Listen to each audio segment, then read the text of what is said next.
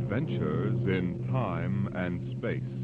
Transcribed in future tense. Dimension X.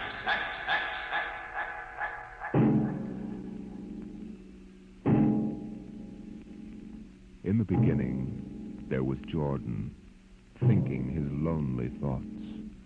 Out of the loneness came a longing. Out of the longing came a vision. Out of the dream came a planning. And out of the planning came decision. Jordan's hand was lifted, and the ship was born.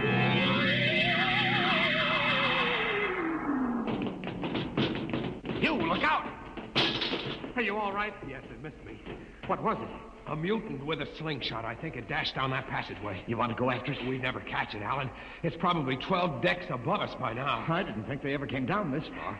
Patrols usually get them before they reach this level. They get more daring with each generation. This one looked like a female. Male or female, it might have killed us. I told you this trip was pure foolishness. Climbing 24 deck levels to hear a crazy old man rave. We're almost there now.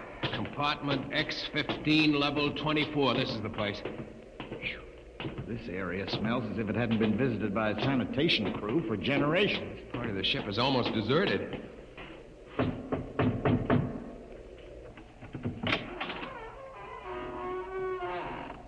Yes? This is the compartment of John the Witness. Who are you? My name is Hugh Hoyland. I'm a cadet from the scientist barracks. This is my friend Alan Mahoney. What do you want of John the Witness? Only to talk. Are you a believer in Jordan? Naturally. I have heard that there are those among the younger scientists who doubt the word of Jordan. To doubt is death. We're not heretics. Enter. I have brought a gift of tobacco, grown on the richest level. It smells good. I assure you it's the best. Wait here. What a rat's nest. What the devil do you think he can tell you? I don't know. Now, hush.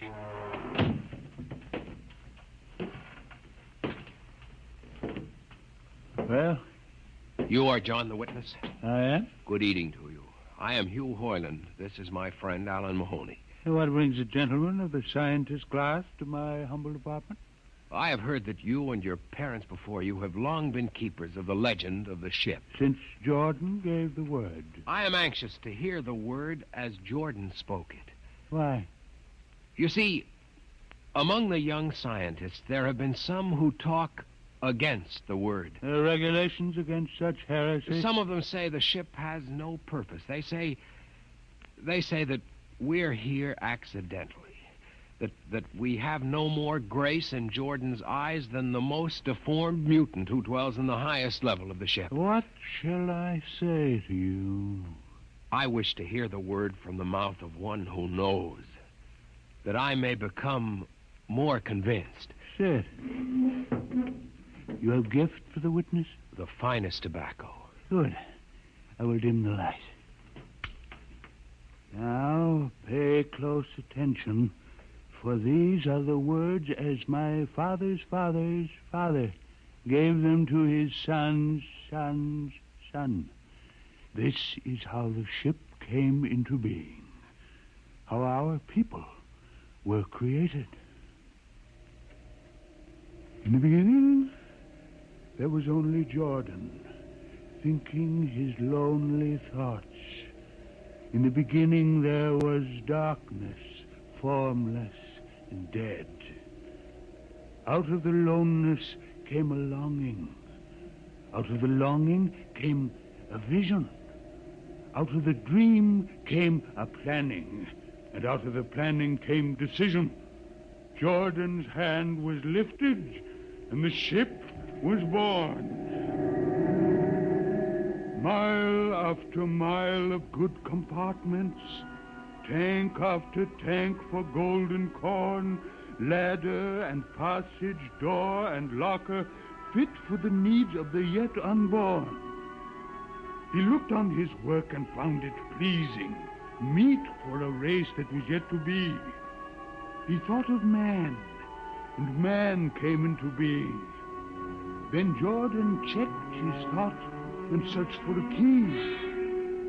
Man untamed would shame his maker. Man unruled would spoil the plan. So Jordan made the regulations, some to speak and some to listen. Order came to the ranks of men. Crew he created to work at their stations, scientists to guide the plan. Over them all he created captain, made him judge of the race of man. Thus it was in the golden age.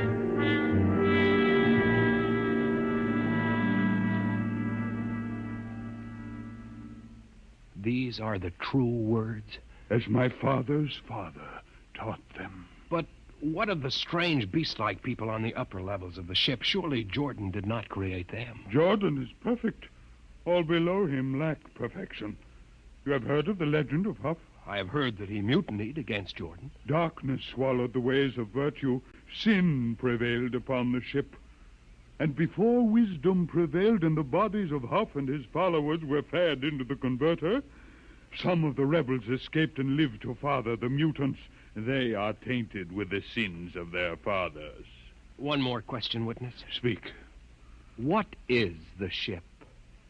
The ship is a great sphere, 25 kilometers wide and 100 levels deep. I know that, but what about the upper levels? The regulations forbid us to venture into the upper levels, but it is said that beyond the levels of the mutants lies the forbidden place where Jordan's spirit prevails. So I've heard.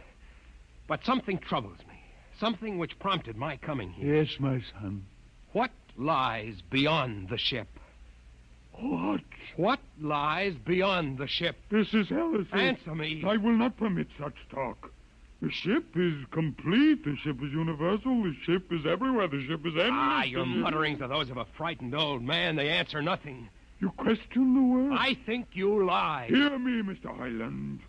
For what you have already said, I can have your body fed to the converter, your soul launched on the endless trip. You threaten me. Hugh, for Jordan's sake. You think I fear this dried fig of a man? Hugh, sir, my friend is impetuous. He doesn't understand. I might be persuaded to forget a substantial gift. You pig. Hugh. Come on, Alan. The sight of this so-called holy man offends me. No, you shall not leave. Look, don't try to frighten me with a gun, old man. Remain where you are, heretic. I warn you, put down the gun. No, no closer. Drop it. Very well, then. Death to the heretic. Alan, get him! Is he dead? I don't know. Come on, Hugh. We've got to get out of here. Now where? We can't go back. They'd feed us into the converter. What's that? The old woman must have turned in an alarm. Come on, the patrol will be here in no time. Where can we go? The upper levels. But the mutant. We'll have to take our chance. Listen, that's the patrol we've got to climb. There's a hatchway. Down the corridor. Quickly. Halt! Halt, do we fire? The ladder.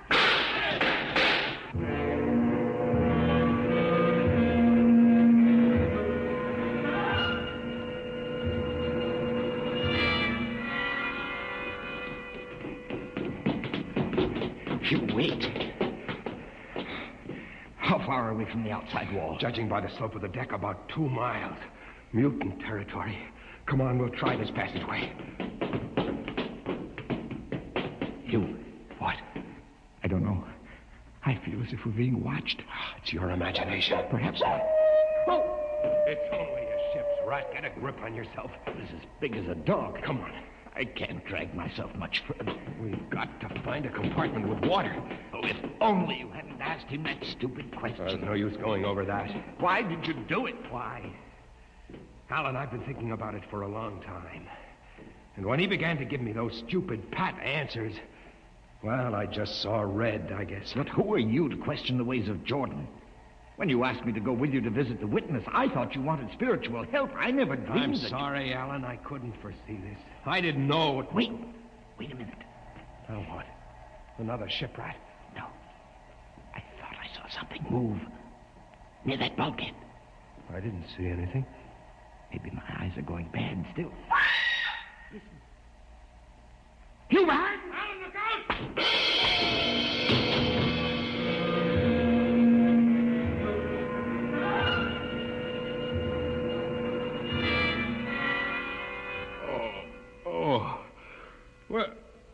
Where am I? What are you? Get away from me. Alan! Alan! Look out for that knife. Stay away from me. Alan! Alan! Don't kill him, Bobo. Not yet. Who are you? Must forgive my friend Bobo. Like so many of my people, he's rather impetuous where members of the so-called super race are concerned. Who are you? What place is this? As you can guess from my leg, I'm a mutant. Where is Alan? Your friend is dead. I was not able to restrain my people in time to save him. Why don't you destroy me and get it over with? We do not kill for pleasure, Mr. Hoyland, only when necessary. You know my name? I read your identification tag. Who are you? Mutants can't read. My name is Gregory. I'm a leader of my people. Although we are unfortunate in our heredity, Mr. Hoyland, many of us are quite intelligent. Why do you live like animals? We would rather live like free animals than like regimented slaves, as you do. I've heard that you practice cannibalism. Undoubtedly, you hear many things about us. We raise our own cattle on the upper levels, and those of our people who choose to farm raise enough crops for our small population. You turn your head. Why? This one.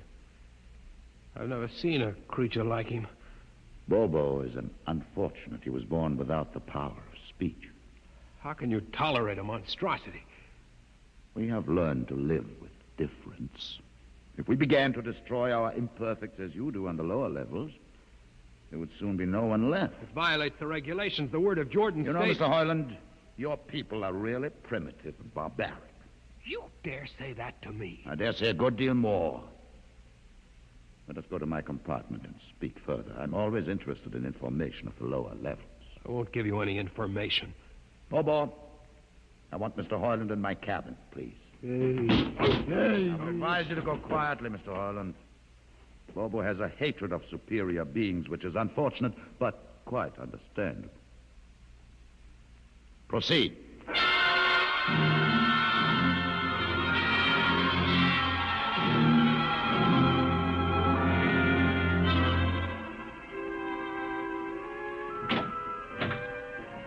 Enter, Mr. Hoyland. This is where you live? Yes. But you have books. Stolen from your libraries, Mr. Hoyland. Compton's Astrophysics. The Philosophy of Interstellar Navigation. Celestial Mechanics. You have read these? Most of them. Why did you bring me here? What do you intend to do? Do you believe in Jordan, Mr. Hoyland? There is no other belief. And the trip? I suppose you believe in the trip, too. Well, what else is there to believe? When you die, your remains are fed to the converter, and your soul makes the trip. And where does the trip take you? Why, to Centaurus, of course. Huh? And what is Centaurus? Why, Centaurus, mind you, I'm just telling you the orthodox answer. Centaurus is where you arrive when you've made the trip. A place where everything is happy and everybody's happy and there's always good eating. It's mythological, of course. And you believe this? The peasants believe it, literally, but many of the younger scientists like myself know that it's figurative, symbolic. Why do you ask? Didn't it ever occur to you, Mr. Hoyland, that the trip is exactly what your peasants believe it is? That the ship and all the crew were actually going someplace, moving? The ship can't go anywhere. It already is everywhere. Imagine a place bigger than the ship, much bigger, with the ship inside it, moving inside. But there can't be any place bigger than the ship. There wouldn't be any place for it to be. Oh, for heaven's sake. Listen, you know the lowest level? Yes.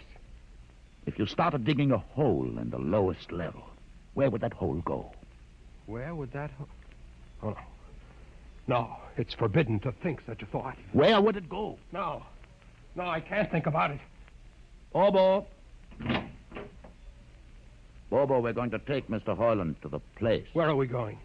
To the top level. But it's certain death. Nonsense. I've been there 1,000 times. Come along. No, I won't. You can't make me. I think we can. Now, shall we proceed peacefully, or shall I have Bobo persuade you?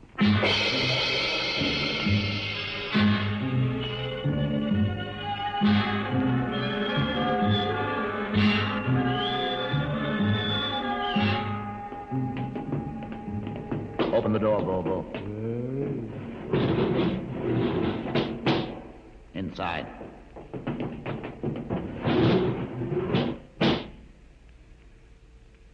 What place is this? This, Mr. Hoyland, is the main control room. Why, Mr. Hoyland, you're trembling. It isn't true. There is no such place except in mythology. Oh, you younger men are so wise, Mr. Hoyland, except for one thing.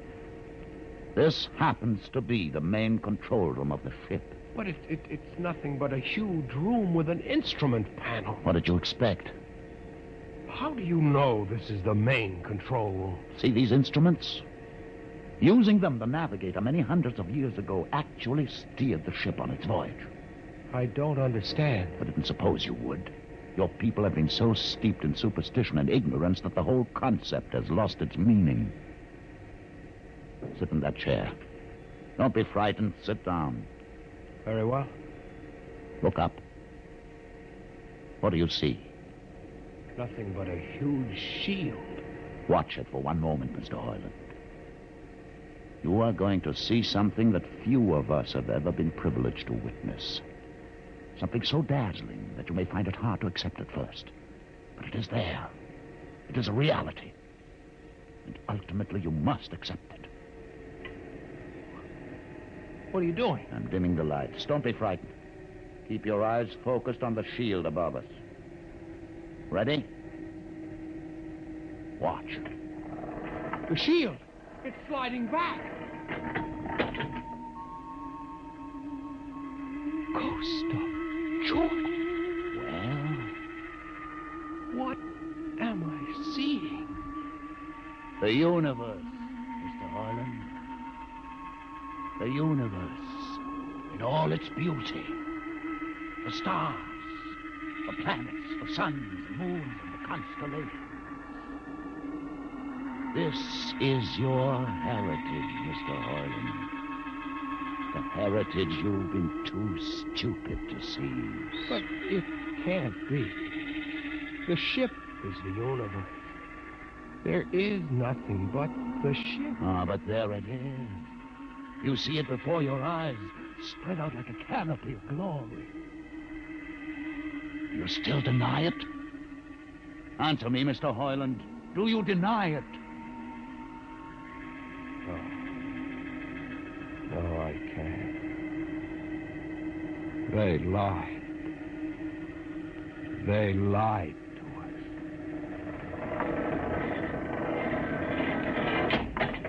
Good.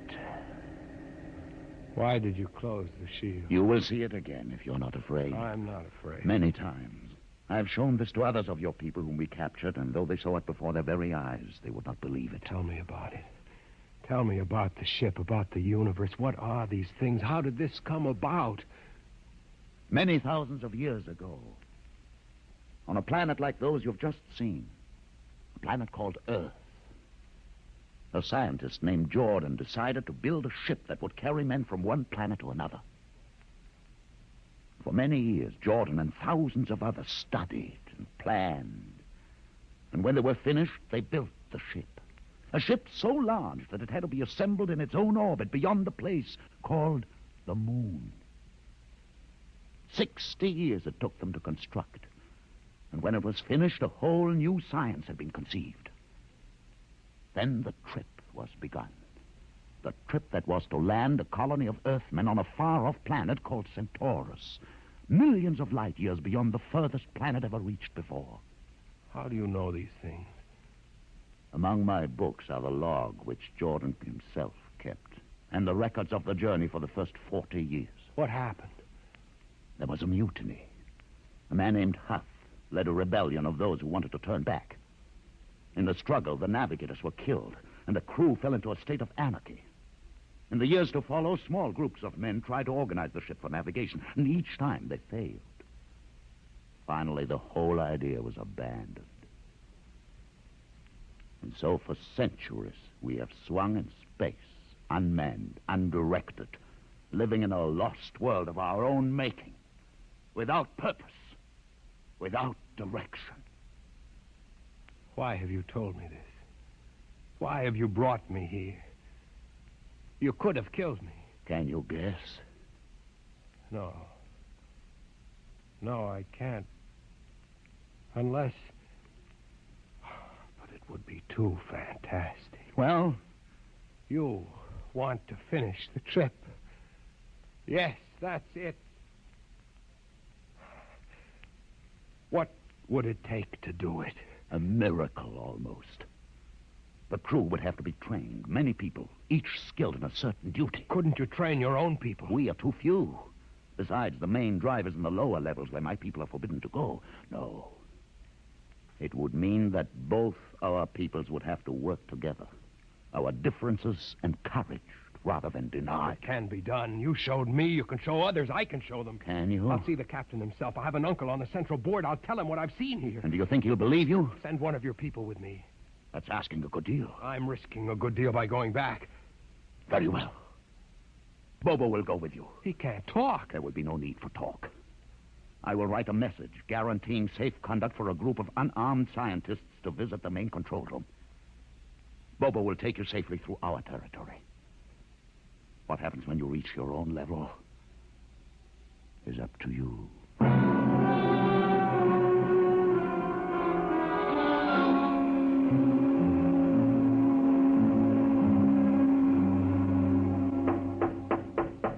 One moment.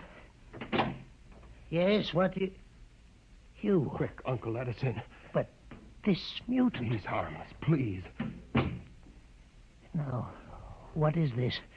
You're wanted I know for... all about that. Listen, Uncle, I must see the captain. The captain? Are you mad? You're a council member. You can get me to see him. They'll kill you. You're wanted for heresy. I don't care. I must speak with the captain. You're close to him. You can arrange it. I don't understand why... Uncle, listen to me. The ship is moving. I can prove it. Do you understand? There is a purpose in the ship.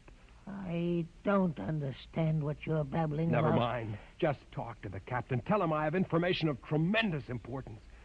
Tell him I've arranged a truce with the mutants. A truce? Here, show him this paper signed by their leader. Do it, Uncle, for my sake. I don't know. Please, Uncle. If I'm to die, let this be my last request to you. Very well. I'll speak to the captain. I'll try.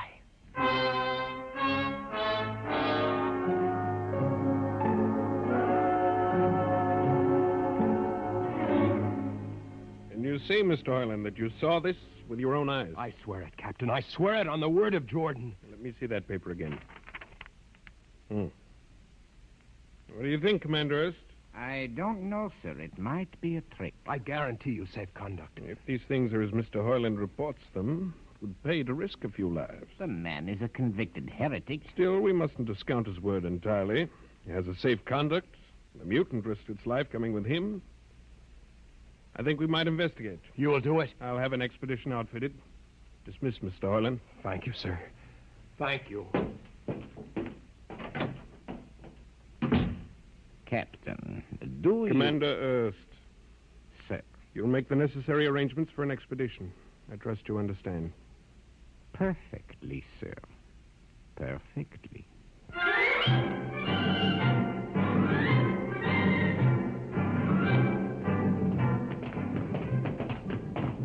Lieutenant. Mr. Hoyland. You'd better halt your men here. This is the spot.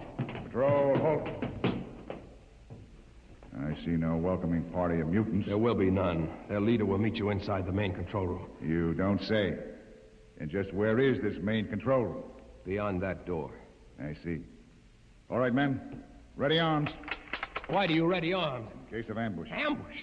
Don't you think they could have ambushed you on the way up here a good deal more easily? You know, Mr. Hoyland, I think you're a mutie lover. They have a place in the converter for that kind. Lieutenant, are you mad? No, Mr. Hoyland. But most certainly you are. To think that we could be lured up here to be slaughtered with a fantastic story about some mythical control room. Guns ready, sir. Lieutenant, I warn you, these people have acted in good faith. If you break that Call gate your now... mutants to open the control room, Mr. Harlan. No, not until those guns are dismounted. As leader of this expedition, I order you to call them. I refuse. You cannot do this thing. This is no way to keep a truce. Very well, if you refuse. Oh, there! Mutant! Come out! For Jordan's sake, Lieutenant. Too quiet for comfort. Mutant! Open the door! Please, Jordan, don't let anything happen. Please don't. It's opening. Ready, men. Someone's coming out. Look at his leg. Horrible. Steady. He's walking toward us. I can't stand this. Look out! Gregory! No! You fools! You've killed him! Here come the rest of them. Fire!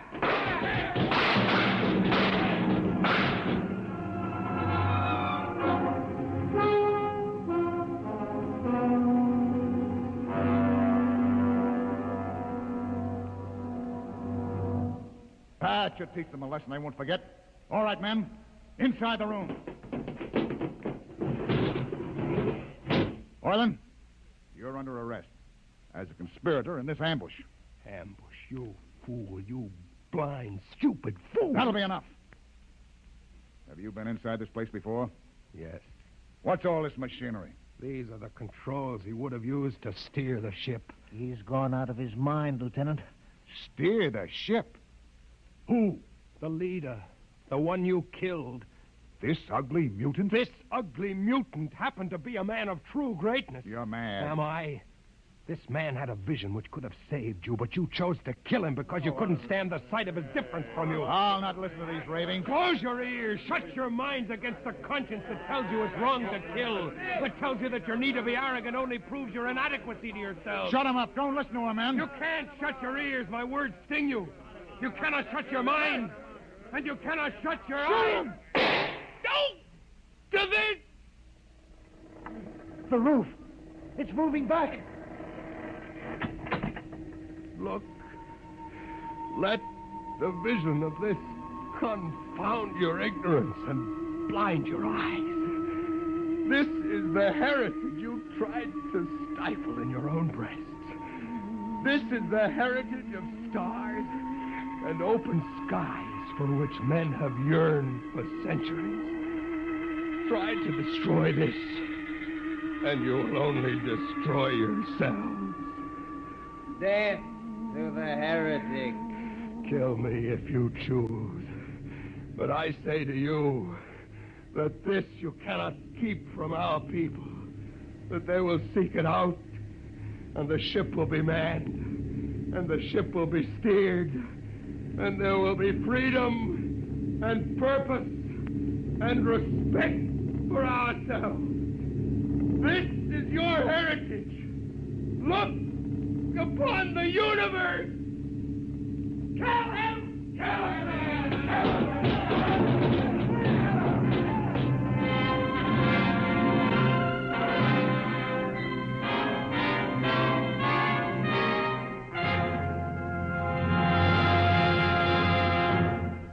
You have just heard another adventure into the unknown world of the future. The world of... Dimension X.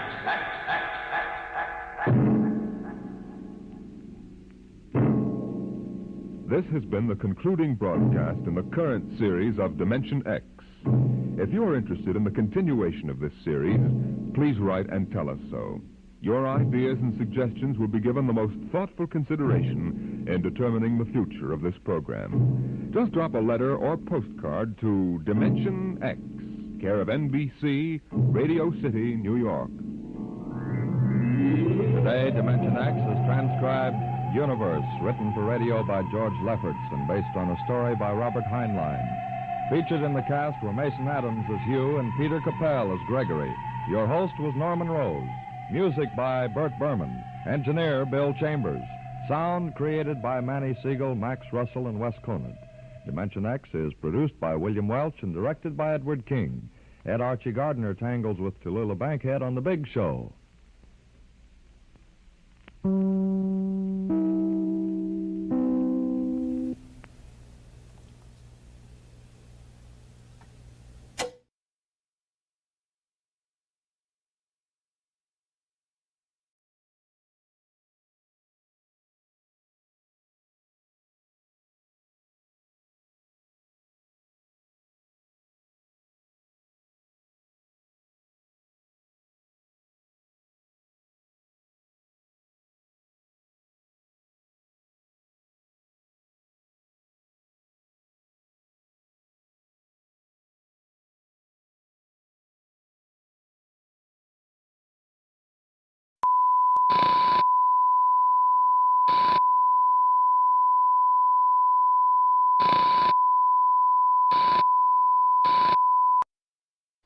Check, check, testing, one, fuck it.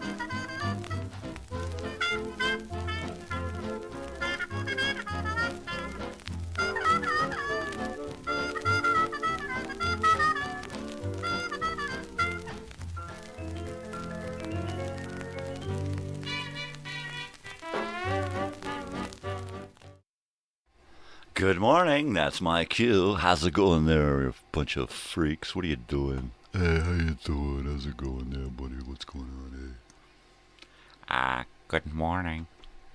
I am here to drink coffee and to fucking pump you up, you bunch of fucking weirdos. I'm here. This is crazy. This is fantastic. Bloody fantastic, yeah. This is fantastic. This is freaking awesome. This is fantastic. I just love to be in California. I love to be the governor. God, he's a little out of date, isn't he? That guy ain't been the governor in at least 10 years. At least. Right? I'm just doing a little bit of maintenance here. Doing a little bit of bong maintenance. Yeah. Got a little bit of bong maintenance here, you know. That's what I'm doing. I'm doing that bong maintenance stuff. Gonna dig some goobers out of my bong here. Cheese. Cheese. I do, I could do, I could do, I could do. Do, I could do, I could do, I could do. Do, I could do. What I do, I could do, I could do. Do, I could do. I love that song. Hey, good morning, Joey. You caught me do-wacka-doing here. What are you do-wacka-doing? Did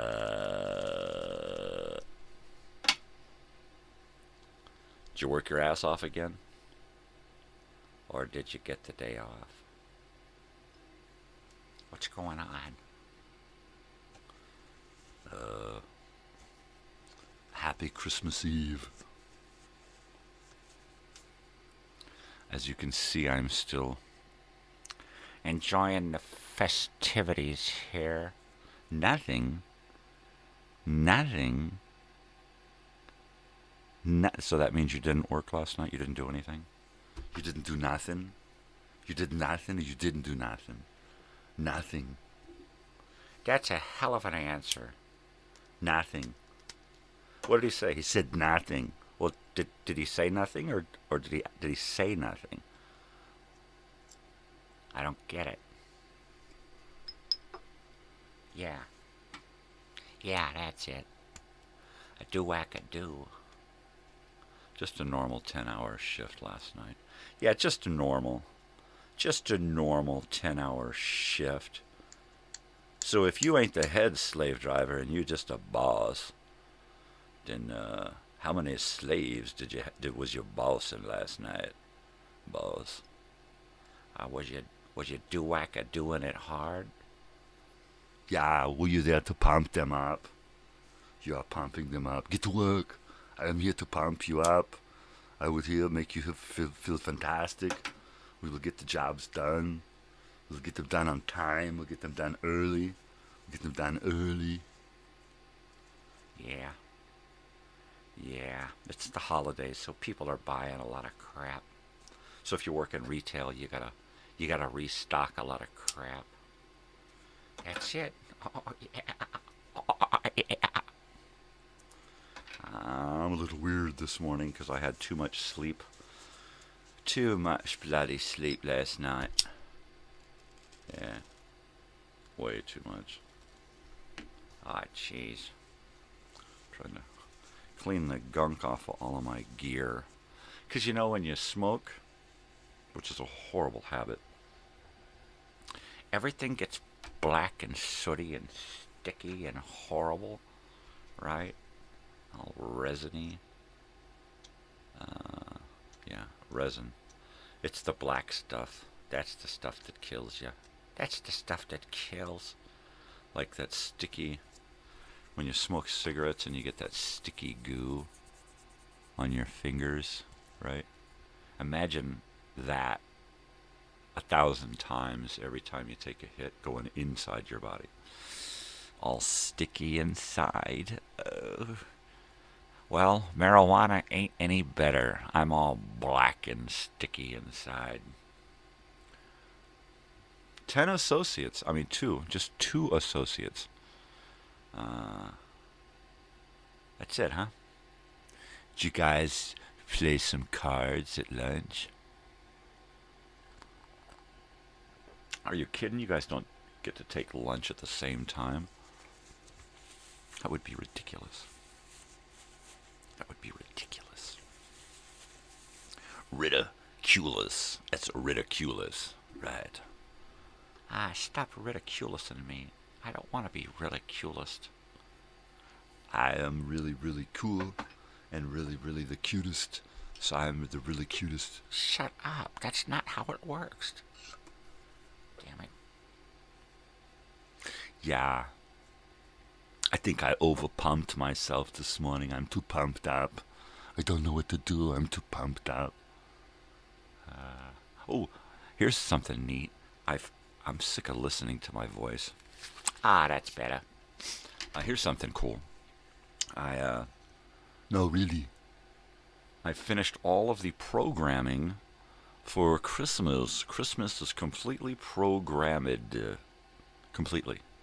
So, I will be here at 5 a.m. tomorrow morning, sharp, to bring my usual bullshit. And then at 8 o'clock and 8:30, we've got radio shows. At 9, we've got Kmart music, straight from the inside of the store from 1974. And then a series of films throughout the day about people, American people, you know, a lot of Native American stuff, really. I'm on a Native American kick right now, trying to spread the word. So, we got that going on. I see the numbers coming and going. I see people showing up and people leaving, showing up and people leaving. Well, damn it, just stick around for a little while, and you might find something out. Or something. My daughter likes my TV cam here. She thinks that's the coolest thing. And I told her that I'm thinking about putting a few more TVs up in here and then doing a long shot of the room so I can catch all of the TVs at once. She says, yeah, do that.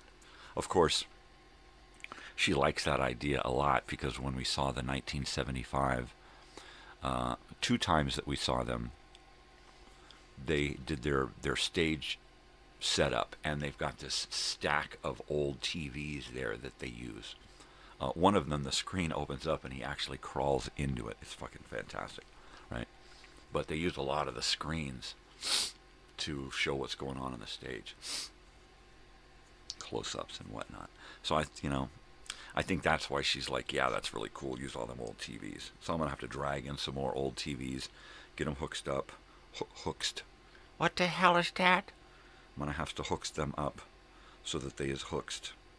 And once they is hooked up, I can then hooked in some... Jeez.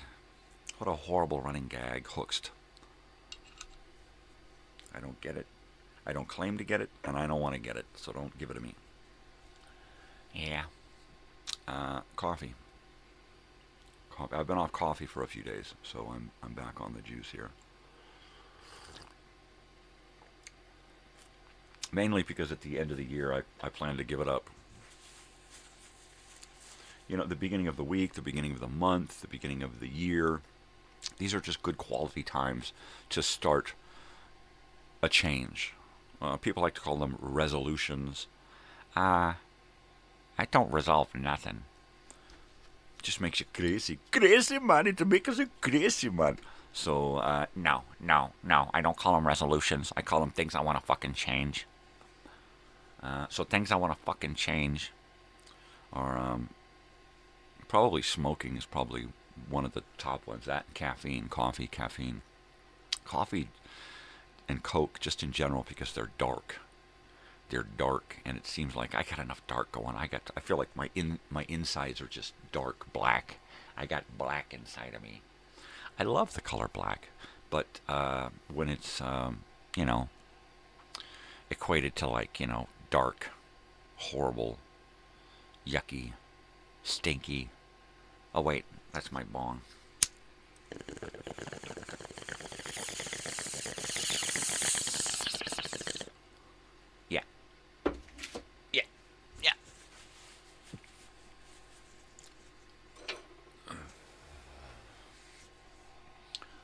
Nothing against people who smoke, right? You do what you do, right?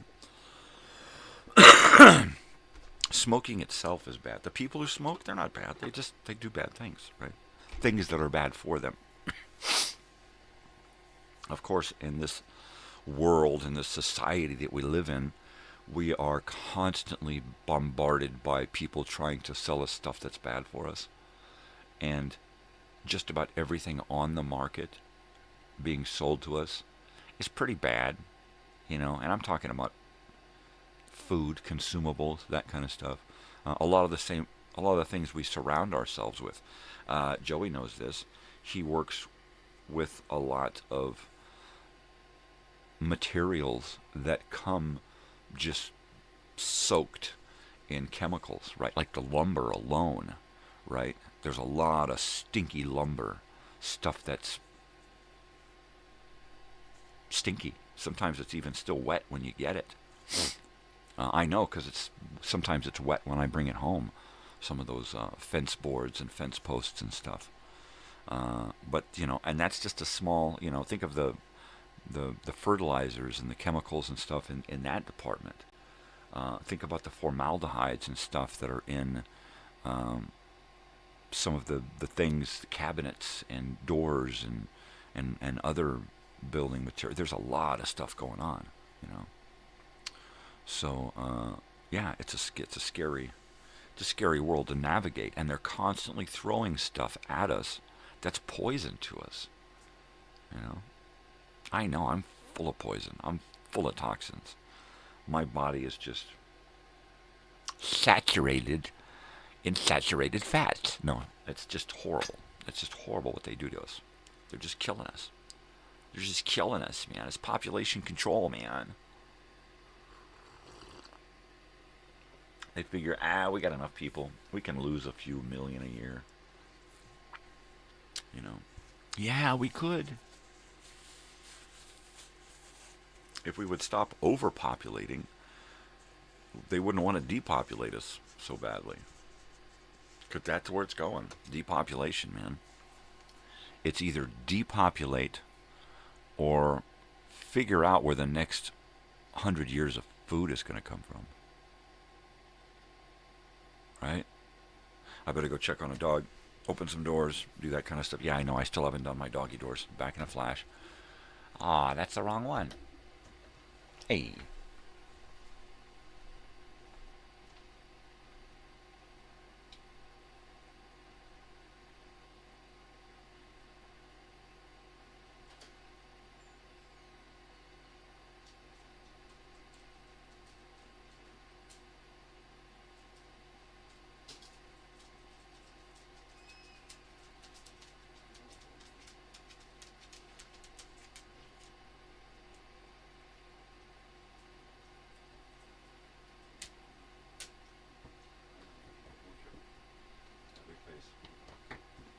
face? How's it going? How's it going, big face? Big face dog. Okay, door is open for a few minutes while they decide what the heck they're going to do. I know Sam, he's indecisive in the mornings. He likes to come in, look around, go into a room, poke around, come back out, get some water, go outside, go another, poke around. Let him poke. Let him poke. Why, I'll poke you. No, really, it's crazy stuff. It's fantastic. Fantastic. Spectacular. It's freaking awesome. Hi, Sam. How's it going, buddy? Go outside. Go pee-pee. And then come back in and hang out. Hurry up, buddy. Buddy, buddy, buddy. Buddy, buddy. Buddy. Buddy, buddy, buddy. So, yeah. Things we put in our body. They don't tell us things are bad, right? They warn us with these little tiny stickers on things that things are bad. You pull up to a drive-thru and it says all this shit on the drive-thru window when you go to pay, get your food. And one of the things it says on the drive-thru window here in California is the state of California has decided that there's a lot of shit in here that is probably going to give you cancer. And most of that is the food. Literally. There's so much shit in our food that is cancerous, that is carcinogen-laden crap. And what do? We pay twice as much for it, and we eat twice as much of it, because it's good. We love it. We love the taste. We eat with our tastes, not with our tastes on our stomach, not with our minds. And that's a bummer. That's a big issue. Look at the medical industry. It's a whole industry now. Healthcare. It should just be healthcare, and instead now it's an industry. It's there to make money. How do they make money in the healthcare industry? By keeping people sick with treatments, not cures. You know, you Google cancer. There's nothing on cancer cures, but there's a lot on cancer treatments. Why? Because if you cure cancer, nobody's going to pay for treatments, and they've got a lot of treatments, a lot of pills, a lot of crap. That's not really going to save you. It's just going to prolong your life, albeit painfully, right? Sometimes you're better off with the frickin' cancer, right, than to fucking go through the bullshit, right? You're already terminal, and now you're going to torture yourself. Yeah, you know, in some cases it's worth the torture. In other cases, it's just not, right? It's just not worth prolonging your life just so that you can be in pain that whole time, and worse pain. I don't know. I'm probably speaking out of turn, but you know, from my experience, fucking sucks either way. Right back.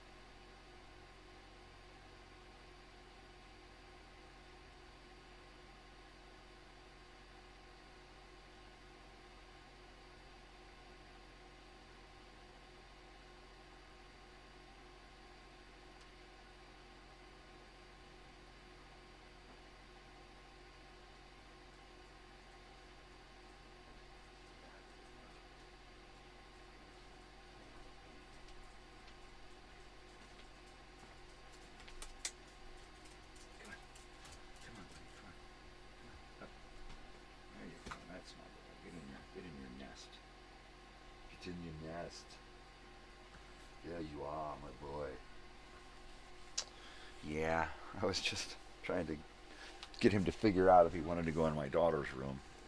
And every time I open the door, there's that air conditioner on. It's middle of winter, and she has air conditioner on all the time. She's, I don't know, she's like me. She wants her environment to be set specifically to her requirements, right?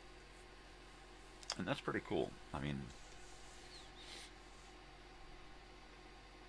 I don't know. I just like the fact that every little thing about my daughter is my daughter. It's not me. It's not my wife. It's a little hints there and here and there, but it's all my daughter. She's all her own self. That's pretty cool. You know, she knows what she likes. She knows what she wants. She knows what she doesn't want. What she doesn't like. She knows, you know, and she ain't afraid to say so. Like, I don't want that. No. You know, other people are easily talked into stuff and swayed, and she's not. You know, she decides, no, that's not for me, and then she sticks to it. It's like she's not going to be talked into it, you know, and that's pretty cool. I wish I'd have done that with cigarettes. I wish I'd have stayed away from cigarettes and marijuana. But yeah, I dare say that if it wasn't for the marijuana, I'd probably be either dead or a genius psychopath, right? I think marijuana is the one thing that has kept me from losing my friggin' mind and from eating people's faces off. Hi, boy. You want to get in there and go to bed? Or you want to hang out? He don't know what he wants to do. My boy. Oh, my boy. So last night, yesterday, I went out to the store after the show. I had an English muffin, egg, and a piece of sausage. And then I went and cleaned a house with my wife. Just right up the street. Just around the corner, a couple of blocks away. Joey knows what I'm talking about. And it wasn't bad at all. I actually got there a little late. So after I drove my van so that afterward I could go to the store while my wife went and helped her friend. She had to take her car to the shop and wait and do all of this crap. So they went and hung out and did some stuff. And I went to the store by myself and got a little mental list of things, you know, juice and butter and a couple of other little things, creamer, you know. I tried to get water to fill up our water bottles, but there was a line. Well, there were two people there with 2 shopping carts filled with, like, I don't know, 15 water bottles, those big 5-gallon ones, and the machine's running slow, so I finished my shopping and they were still there. I'm like, oh, fuck it, you know, fuck it. So I'll probably, well, we've got another house to clean today, so another house to clean tomorrow. It's all week long during holidays. So that's cool. A house a day keeps the rent paid. Ow. So, yeah, so I just went and grabbed a few things. I got the ham, right? And I got honey baked instead of brown sugar baked. No, I don't think we've had the honey baked before. So I got that and a few fixins to go with it. The cheese for the casserole, the apples, and the brown sugar. I figure if we're having brown sugar with the apples, it's kind of overkill. So, that's cool, man.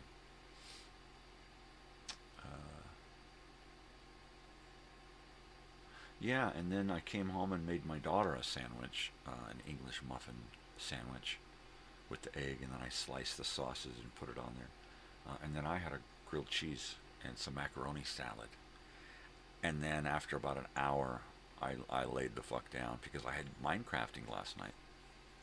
And I actually, after 2 weeks of being off, I went and Minecrafted. Now, the weird thing that happened was that, which has never happened to me before, a village spawned in a place that I had been looking out to, but I had never gone. It was there within my vision, close within my vision, right? Just about 30 blocks away. And that's the closest I had gotten to it, was about 30 blocks away from this stone peninsula, right? And I come out to work on a rail to go north to another village that's a little further away, and I turn and look out onto this stone peninsula, and I see out of my peripheral vision, I see a building, and I'm like, wait a second, there's no buildings there. And I turn, and this entire peninsula is now inhabited by a village and villagers and farmers, and I'm like, what the hell? Where did this come? This has never happened before, where I was like playing a game and something spawned like way after the fact. First of all, this game is years old. It's over 400, maybe 600 megabytes. It's a huge file. And I have been up in this area. I went way north and opened up a couple of maps, but I only went north and then became lost, essentially. And I've been here to this place since I got here. I've been here like 15 or 20 games, right? I've opened up the file and run around this area and have looked out onto that stone peninsula several times, if not every single time that I've played, and have never seen any hint of a village or a building or anything. And it was really weird. I was dumbfounded. My mouth was agape. It was crazy. So Minecrafting was really fun last night. I have to book the Switch with my daughter. It's like, okay, put me on Monday nights at 4:45 to 6:45, right? Because 4:45 is when I need to get plugged in and ready, and then I'm done at about 6:30 to about 6:45. So I play for about an hour and a half, from about 5 to 6:30. But yeah, I require the game for about 2 hours on Monday nights, and I gotta book it with my daughter, so that I gotta make a reservation so that I don't catch her in the middle of the game. There was the last 2 weeks that I haven't been here. 1 week she was doing finals, and then another week I got home late to start my game, and she was already into a game with her friends, right? And since she doesn't get much of a social life, if she's on a game with her friends and has her friends on the phone on a group conversation or whatever, I'm hands off, baby. It's like I don't even go in the friggin' room, because that's her time, right? And every once in a while I can stick my head in and say, tell so-and-so hi, or my God, it sounds like you're killing everyone out here. Yeah. But I got to Minecraft last night. That was pretty heavy. Pretty heavy. Yeah. Fun stuff. So mainly, I did some leveling of the village. I started cooking some stone, because there's a lot of stone there. I started building some wall. I got to put walls all the way around this village now. It's huge, and it's multi-leveled. So I'm going to take and create tiers and terraces that are walled off with staircases from one terrace to another, and brighten the place up, put lights everywhere, and then once it's finished, then I'll add a shitload of buildings with a lot of doors and a lot of beds, and overpopulate the village. Once the village is overpopulated, then I will make a mine rail down to my mine shaft and over to my village area where my base of operations is, and I will populate that area. And then I need to go up onto the top of the mountain over the top of me. It's this big icy snowy peak. I need to build a staircase in there because you can't travel through snow, because when you jump from thing to thing you fall through the snow and then you're trapped in the snow, and then if you don't dig yourself out fast enough you'll freeze to death, basically. And that was a new thing that I found out, and it freaked me the fuck out when I all of a sudden jumped over onto some snow and sank down 6 levels and started freezing. And I didn't notice I was freezing at first.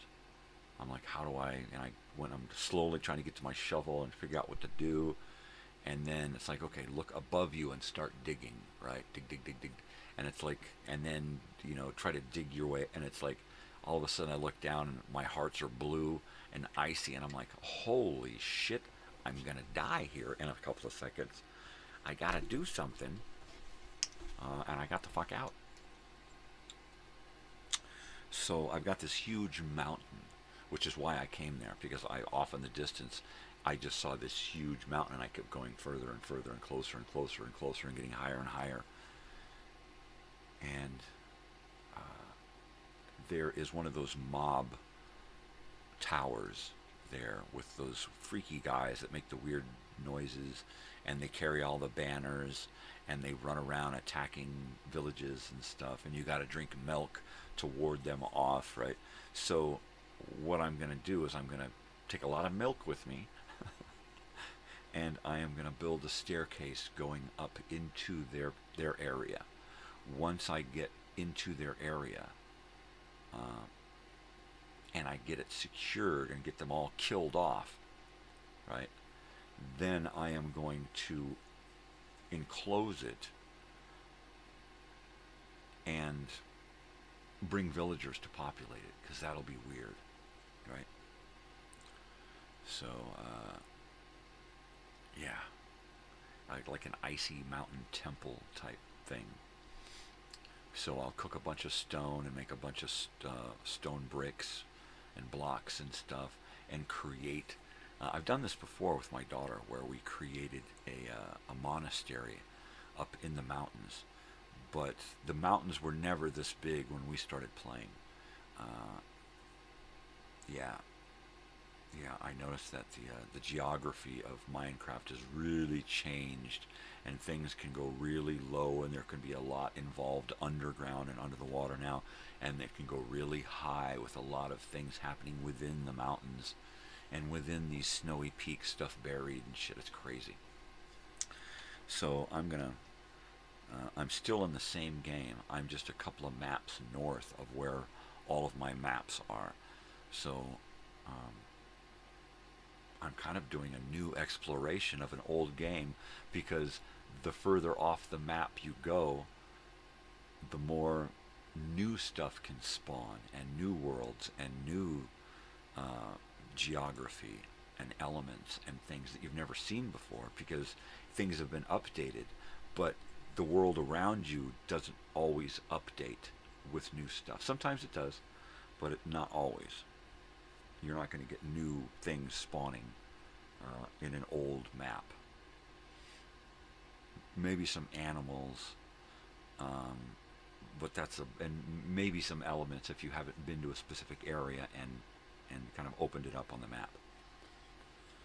But for the most part, you got to really travel to find new stuff. And that's where I'm at now. I'm lost.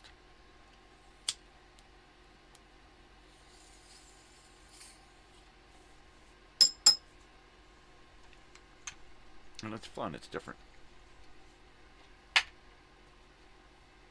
So better than playing a new game and investing a bunch of time into a new map and a new game, a new building and all of this.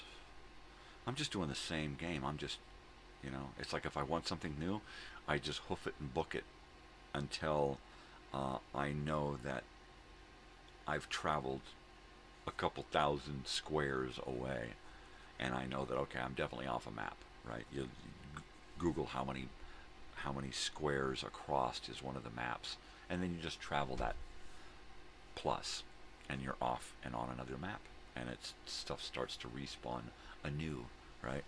Things that you've never seen before. Yeah, it's been a lot of fun. I'm gonna warm up my coffee here. A lot of fun, baby.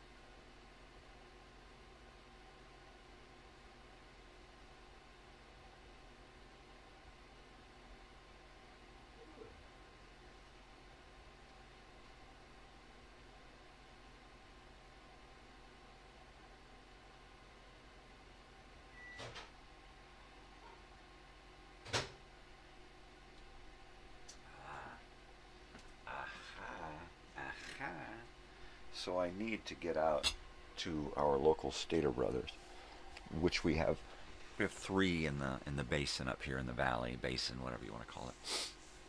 Stater Brothers is where you find specific items that you can't find at other stores. Same thing with Vaughn's.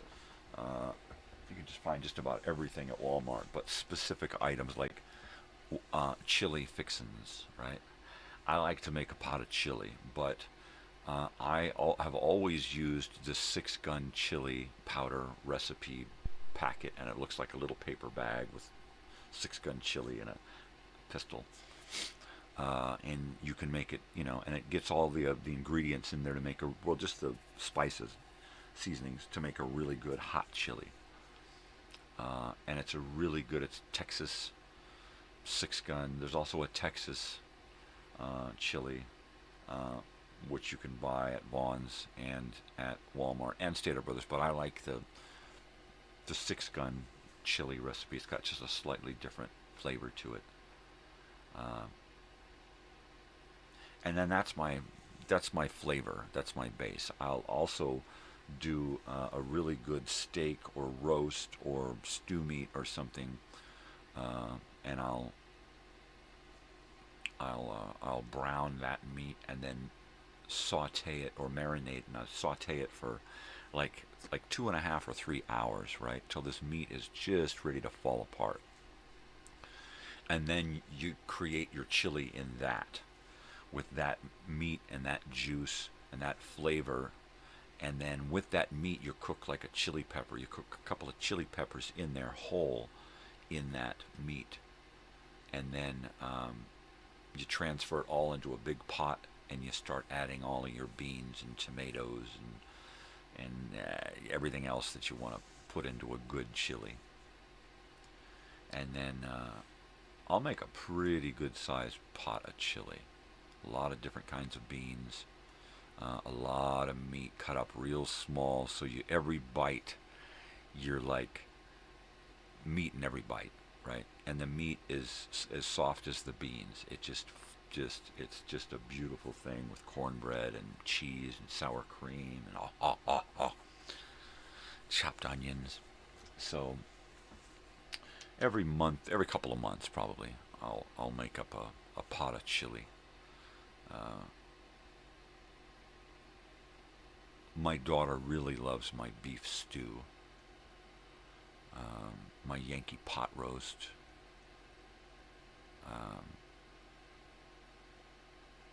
Salisbury steak. I can really do old-fashioned beef well, right? All of that old-fashioned, really good, like a really good pot roast with all the carrots and the onions and the potatoes and a lot of gravy. And we had pot roast the other night. And by the time I finished cooking the pot roast, after about 3 hours, and we ate, normally somebody would cook a pot roast, and after an hour in the oven, it would just be this brick, this brown brick, right? That would just be dry as fuck. And that's not what my pot roast is. My pot roast is moist and soft and tender and flavorful, and it's to die for. It really is. And the gravy that I make for the pot roast it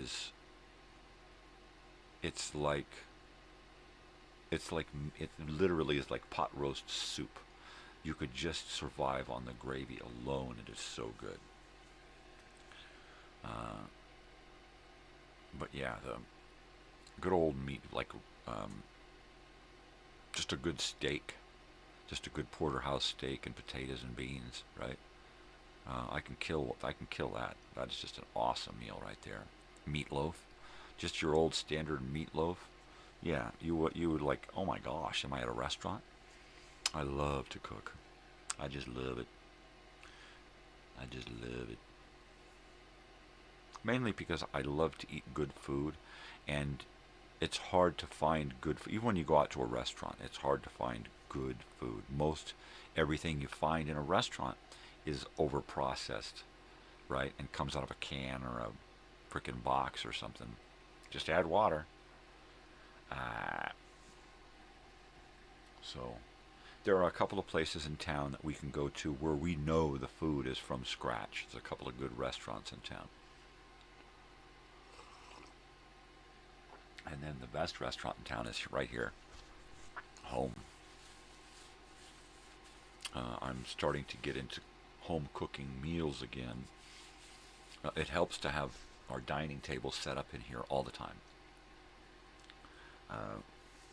All we have to do is just adjust the room a little bit, open up the table, put the chairs, spread the chairs out and set up, and we're eating up like a family again, right? And after so many years of living in a travel trailer, we've been in here in a mobile home now for several years, and we're just breaking free of that, oh, I'm going to sit over here and eat, right? We can all sit together and eat now, you know, and it just wasn't in the cards, you know, room-wise, the amount of space, the time, the planning, you know. So it's like now my daughter has a little more free time. She is at university and she studies all the time, but we can still share a couple of meals a week together, which is more than we used to do. Way more. Yeah. So now I'm into planning meals, and I kind of have to plan the meals because I'm going to be giving up my teeth here soon. So I have to plan food that I can eat, right? And basically, I'm just trying to plan food that I can either eat without having to chew, or food that I can chop up so small that it becomes so soft when I cook it, and I can just mash it all up on my plate and then just suck it down, right? So that's kind of where I'm at. So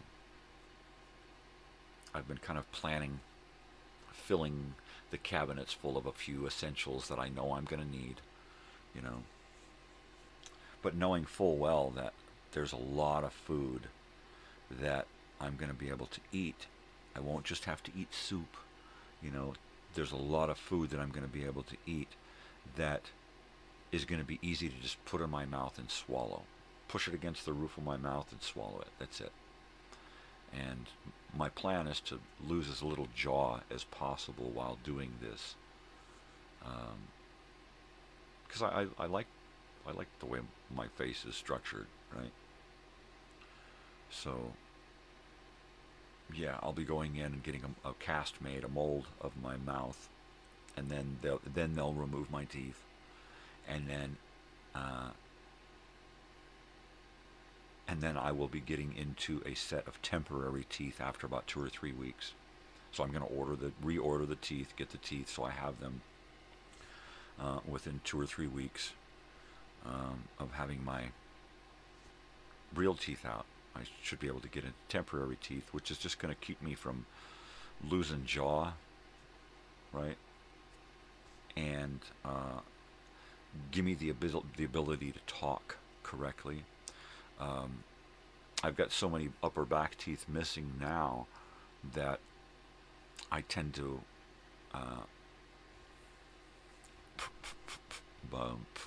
talk out the side of my mouth. My mouth kind of blasts open sometimes when I'm drinking or eating or chewing or something. The little mouth farts, you know. So I need to fix that. I'm making weird noises. And even if I have to talk through the teeth for a while and clench my jaw shut until I'm used to these things so I don't bite my tongue. Whatever. You know, I would. Are you okay? Oh, you're just a cutie. You're just a sweetheart. You don't want to be on camera today. He's shy. But, yeah, I'm ready. I'm ready for this. I think I've got the food situation worked out.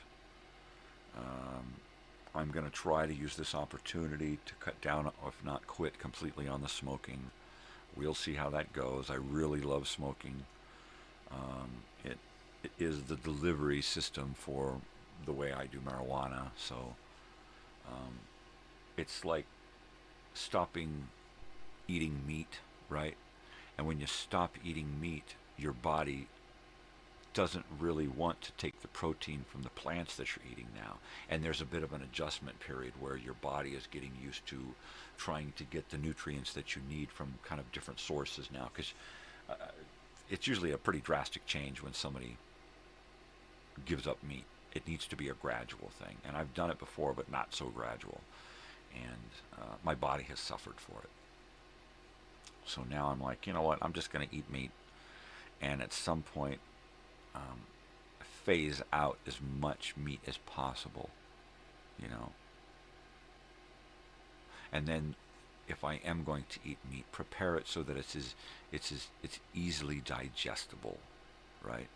And gets in and out of my system as quick as possible. It's when your system holds on to red meat and that kind of stuff in your body, it just won't digest it. You got hunks of shoe leather inside of you, you know.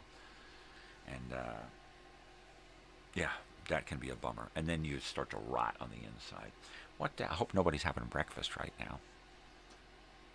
Yeah.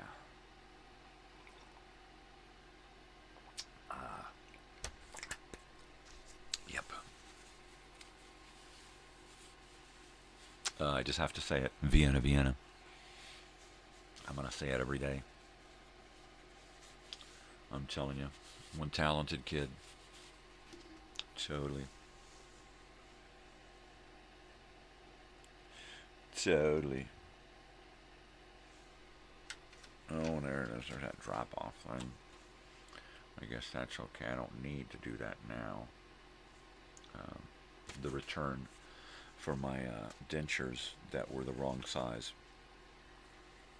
And pretty much they're pre-made dentures. One size fits all, and there's like 2 or 3 sizes, right? And you just got to try to pick the right size. So I know they're not going to be perfect, and they're not going to be the right size, but I'm just hoping that they're big enough to fill the void in my mouth until I get the insurance dentures that are going to take upwards of 6 months to get, which is kind of ridiculous. So I know that I'm not going to be able to survive without being able to eat and talk and function somewhat, especially out in the world. If I can have teeth in my mouth, then I can talk through my teeth at least, and do a little bit of eating. That's all I'm hoping for. is to just survive until I get those permanent dentures things, the insurance dentures, which should be a better fit in my mouth, and they should look properly size-wise, the height of the teeth and everything. If they're going to take my normal teeth and use those in the mold to give an idea of how big the teeth should be in the dentures, I'm hoping that's the case. I don't want to have too small a teeth, too big a teeth. Smoking. I don't want to have some kind of weirdness going on. I want to go back to as normal as possible, as quick as possible. That's it. And it's a week from Monday. It's one more week after. I thought it was supposed to be Monday, but we got to work Monday, and we couldn't get it changed to later that day. So I had to get it pushed off another week. So, another week.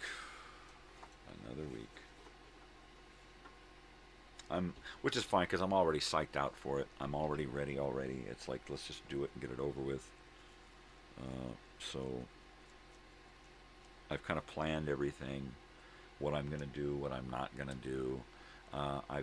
I'm assuming that for the first 2 weeks of having my teeth pulled, I'm not going to be doing much of anything.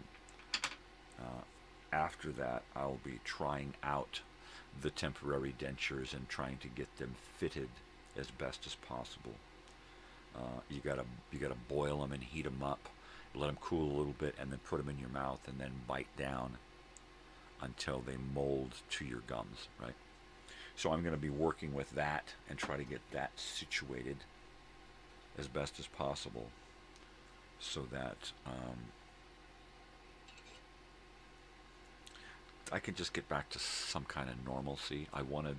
Hopefully those temporary dentures are going to be okay enough that I can come back about a month later and get with it. So I'm hoping that sometime in February I should be back doing the morning show, and I should then slowly start introducing other elements to the channel, right? I'm doing a Minecrafting Monday. Can I squeeze another show in on Monday? I don't know. I'm just thinking about all of the shows that I want to do, and then I'm thinking about scheduling these shows. I'm really going to have to work on a calendar that's planned out in advance so that I know when I'm available to do a show and when I'm not, and then the shows won't be every Monday. It'll be Mondays at 5. Not every Monday, but just Mondays. Some Mondays at 5. This, that, or the other. Whatever the show is, whatever the segment is, it's just going to have to fit around the schedule. So I may do 2 Television Tuesdays a month. I may do it 1 Old Time Radio Wednesday a month. Throwback Thursdays, I would really like to do Throwback Thursdays every week. I'd really like to do nighttime nonsense and nostalgia on Flashback Friday. So it's kind of part of that theme, right? In the morning, I will spend a little time doing Flashback Friday or Monday Movie Memories, right? And go from doing this for an hour-ish and then segue into kind of a themed portion. And I'm really getting excited about that. Setting up my own little, show in the morning has been kind of a weird thing, but it's given me the courage to do all kinds of other shit.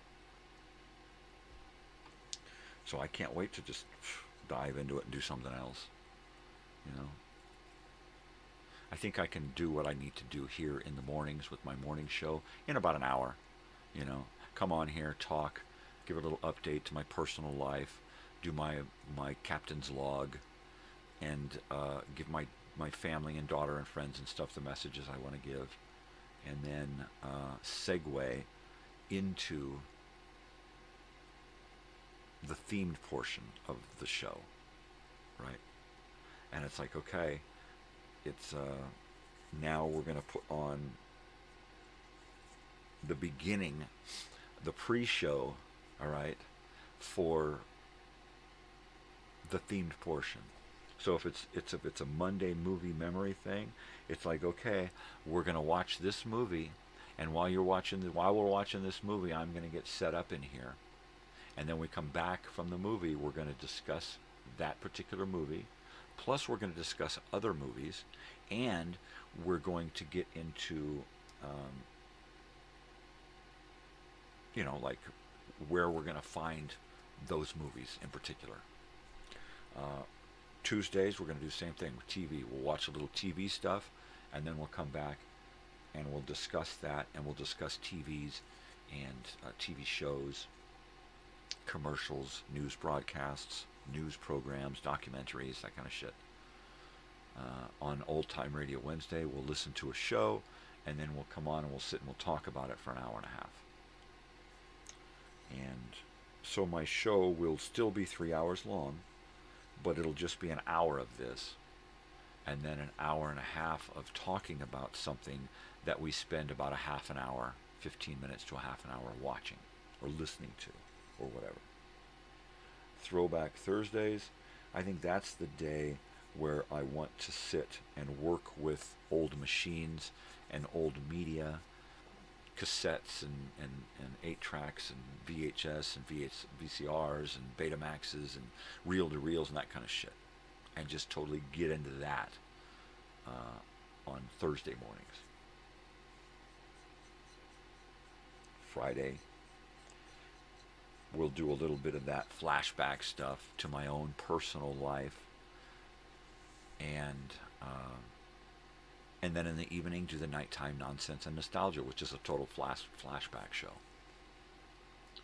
Plus, we're going to move the video time machine. I think we're going to move it to Tuesday nights. So we'll have Minecrafting on Mondays, video time machine on television Tuesdays, Wednesdays, I'm not sure of. Thursdays, who knows? Fridays, the nighttime nonsense and nostalgia. I may do the video time machine on Wednesday, so that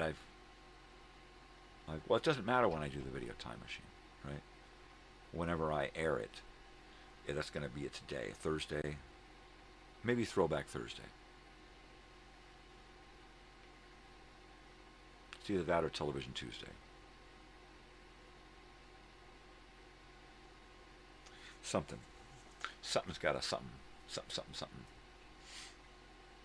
But yeah, I'm going to take some time off and just work on creating a schedule, a calendar, a program guide, shows, and everything that kind of fits along with my normal lifestyle and schedule. So it's not too far out of reach to do a show every week, every day, or whatever. I need to make the shows, the live shows, so easy that there's not much preparation. I go around with a box, I gather up things for an episode, I stack it there, I write a little copy, do a little research, create a file. That would be about an hour after each show. Would be planning the next show and just get it out of the way. And then each week I come back to that box and that file and say, okay, here's the show. Oh, look what I picked out. I picked out this. Let's check this out. Let's get into this. So I'm not going to dwell on shit, right? And I'm not going to over-plan the shows. I like to keep things real and organic. So, yeah, I was gonna reboot my message is, but I think I'm still getting the proper message speed there. Hey.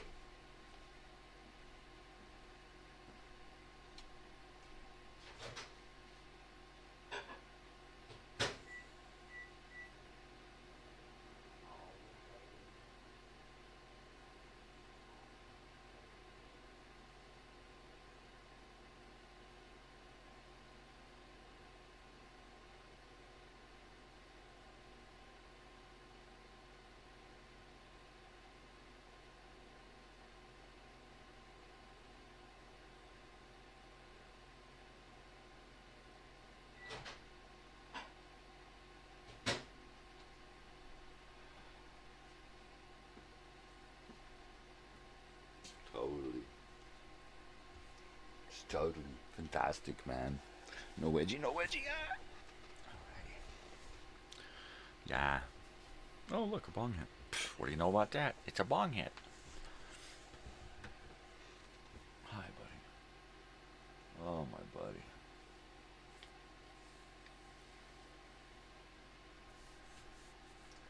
My boy. You want to get back in? Huh? My boy.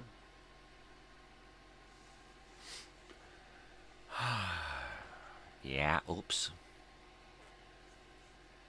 Oops.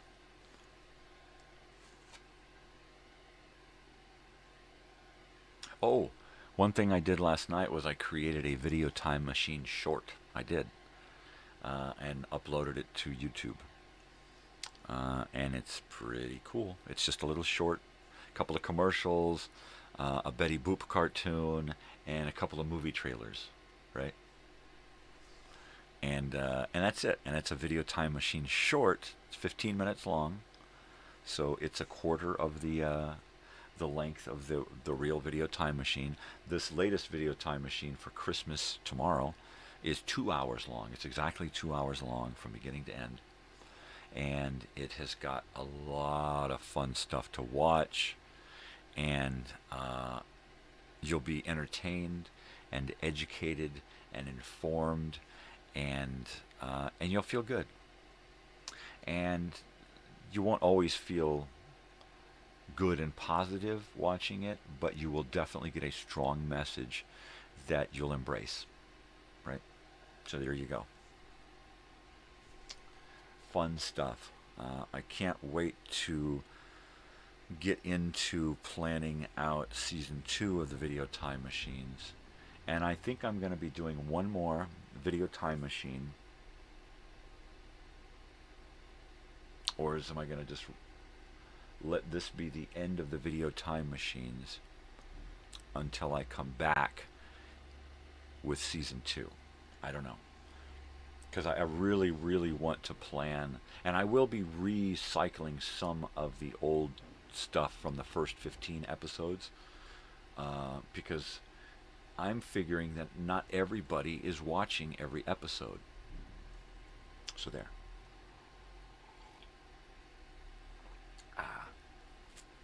But I want to get into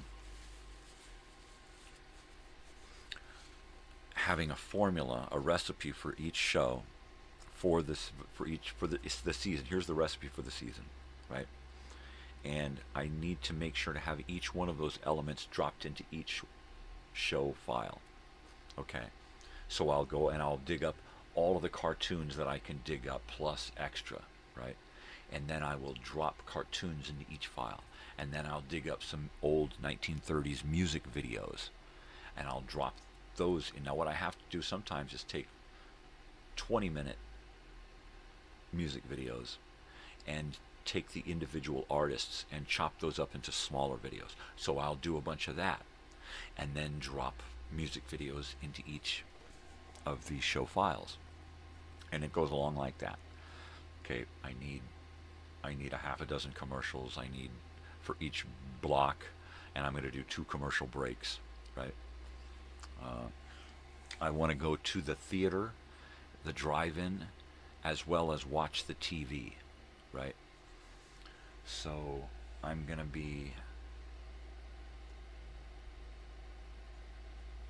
I'm going to be trying to give us a different delivery system for the videos and the television and stuff. Yeah, it should be fun and interesting and challenging, but most of all, entertaining as fucking hell. So yeah, if you get a chance, watch the latest video on the channel. I posted it last night, and it's pretty cool. You know, hey, it's fucking Betty Boop. You know, boop boop a doop. So yeah, and I was like, I started to stuff things in. I was like, wait, it's getting too out of control. It's going to be way too big. It's going to be too long. So I was like, okay, I'm going to stick with a formula. I'm using the same opening and the same close as a video time machine. There goes the trash man. But at the beginning, I let you know that it's a short. And at the end, I let you know, hey, my shows are happening Fridays and holidays at 5. So that's pretty much going to be standard. It'll have a new day.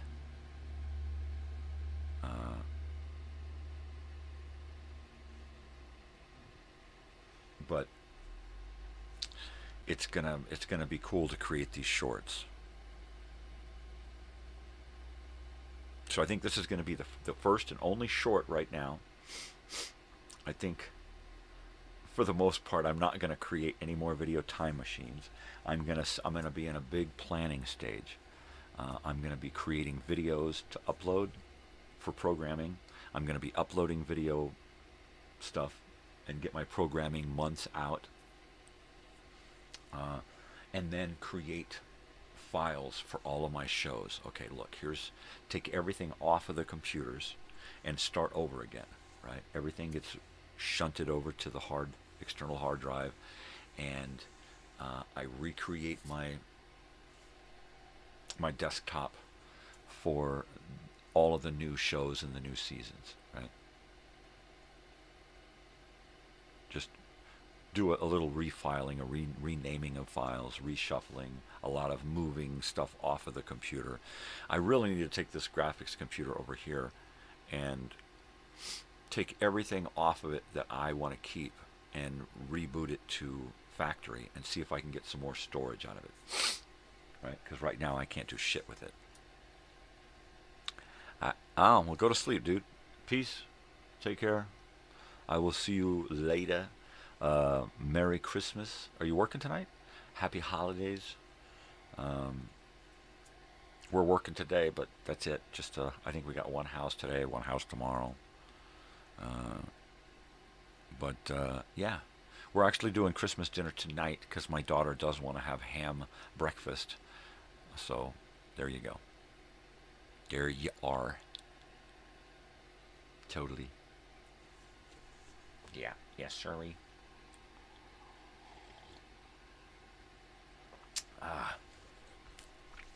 Yeah, I just, oh boy, I can't wait to start reworking stuff, you know. What I need to do is find audiobooks that I can listen to throughout the week and then discuss them on Throwback Thursday or Flashback Friday, you know. Make one of those days a literary day, you know, where we discuss literature and books and stuff. That'd be cool too, because, you know, that's kind of my whole world is about media, you know, ingesting information. I must be a data sponge for an alien race, and eventually they're going to come back and they're just going to suck me up into there and then suck all the information up out of my brain and then dump my carcass back on the planet, right? Going, boo.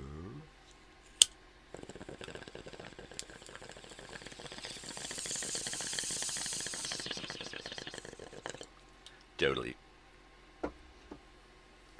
I've decided to wait to eat my cereal bar into the end of the second hour or into the third hour, because that's when I really get hungry.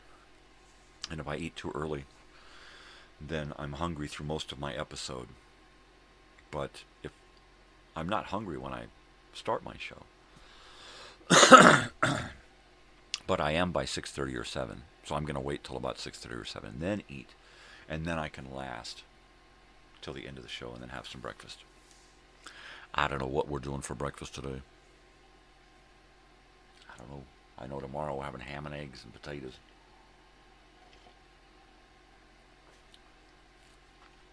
Yes, or Baba Rooney.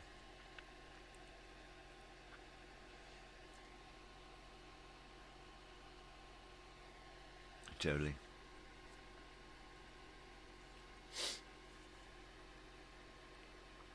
Yeah, coming up with elements for a video time machine.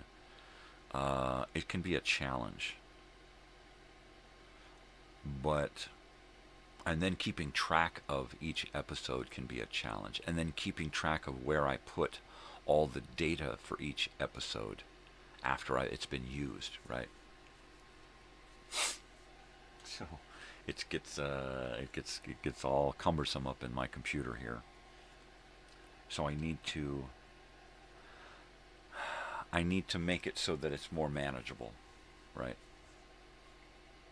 I get through with something and it goes into a file, and then that file then gets dumped into another file, so that I only have to go to one place to find something once it's been used, so in case I want to recycle it and reuse it. But for the most part, I have to get rid of it, or I'll reuse it again the next episode. So, yeah. Totally.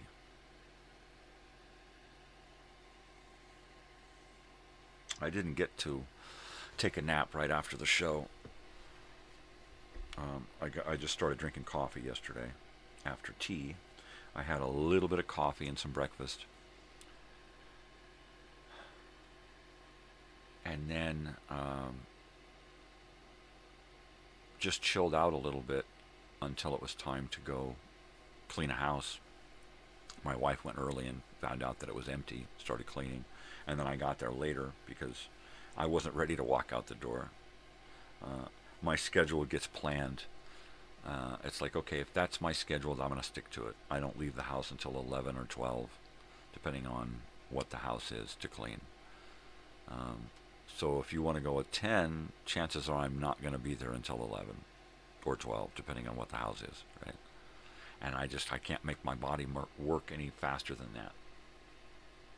If it's an emergency situation, I can just suck it up and run out, but I am going to feel miserable if I don't allow my body to do what it has to do before I leave the house. So,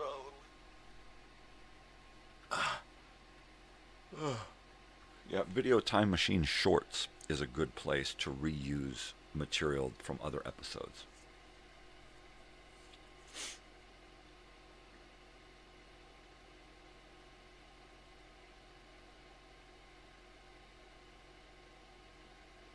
Yeah.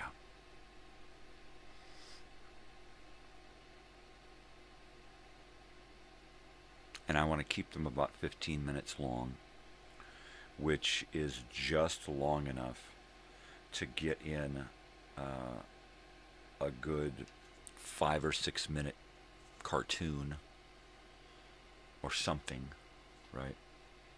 And some commercials and some movie trailers, which pretty much makes up most of the material for an episode. A full episode can have a whole lot of different stuff. I like to stick in commercials from around the world, movie trailers from around the world,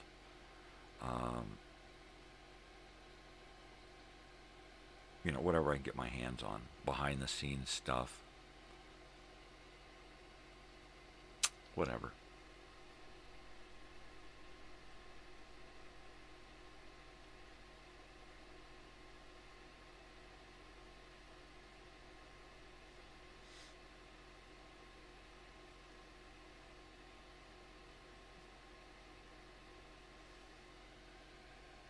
Yeah, I think the programming with the radio shows and the educational films happening on a daily basis throughout the week, that's going to stay.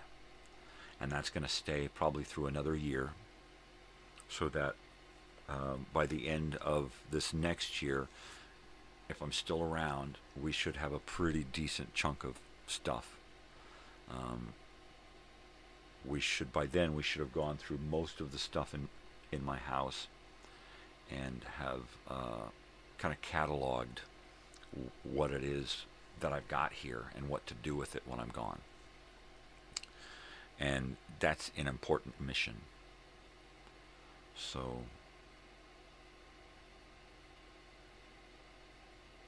it's going to be everything. It's like, okay, today's records, we're going to go through and we're going to start with all of the A's, and we're going to go through and pull out all of the A's, and we are going to clean them and repair any damage to the jacket, put them in a new sleeve if they need it, and then put most of the records are going to go to my daughter. The ones that don't, I'm going to put some kind of a label on that lets you know where it goes, right? And I'll probably do a color code thing, and I'll probably do a color code label on the inside of an album jacket, so that I'm not damaging the outside of the jacket, but just on the inside of the jacket. I think if I just put a little color dot sticker inside there, and then just have a book with, color coordinate. This color means to sell it. This color means to give it to Natalie. This color means to give it to this person, or offer it to these people and see who wants it. That kind of a thing. A lot of these things are going to have prices on them,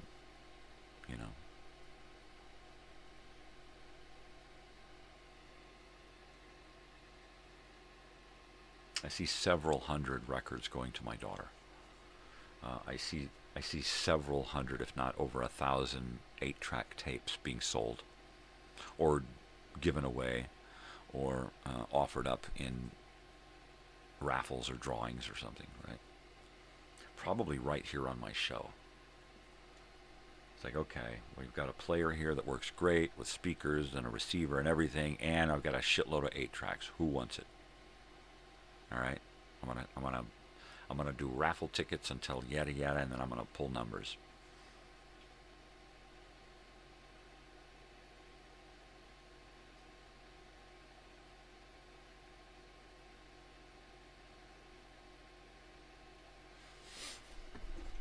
And then I might do a different style raffle, where I take the winners, I take in as many tickets as I can, and then I draw 6 tickets, right? And those 6 people are informed that they are finalists, right? And each one of them get a gift, right? So, and then it's like, okay, now we are going to pick from one of you. We are going to put you back in the hat, and we are going to pull out the winner, right? I think that would be a neat, fun way to do it, so that out of all of the people that enter, only one wins. Now I think we should do it out of all of the people that enter, we pull 6, and then each of them become finalists, and they each get a gift, so that even if so you have a better chance of getting something, right? A shirt, some records. If you entered because you wanted the 8-track stuff, well, then maybe you get a smaller package. You get some 8-tracks. You get a player. Here's the 6 finalists. Now we're gonna draw to see who gets what. It's like, okay, here's the first number. This is number 6, right? So this number 6 gets the 6th place. They get this. Here's this one. This is 5th place. This one gets this. This is 4th place. They get all the way up to 1st place is the winner, and they get the big one. Wouldn't that be different and fun? it would still be random, but it would just be backwards with the drawing, right? Rather than pull one out and be the winner and then pull a second one out to be the second. Work down to the, to the winner, to the number one, from 6 down to number... That'd be weird. I don't know. Do they do that? I don't know.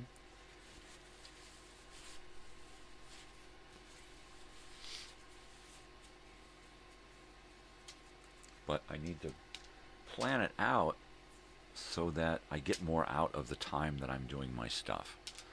You know? Hi.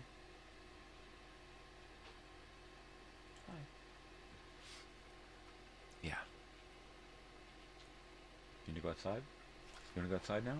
Okay, I'll be right back.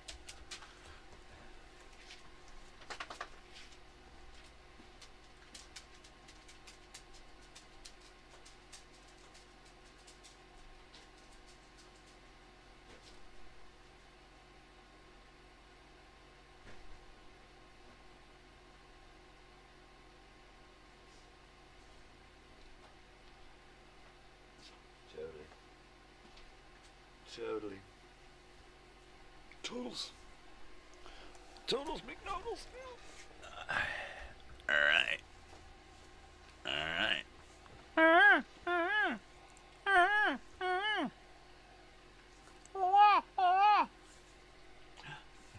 It's okay, Sam. It's just me. It's just me, Sam. Well. Yeah, got too busy, got too run down, got too many things going on. So I think I want to try to get out today and get something printed to get signed by the whole band Saturday. Just because I do like the whole band.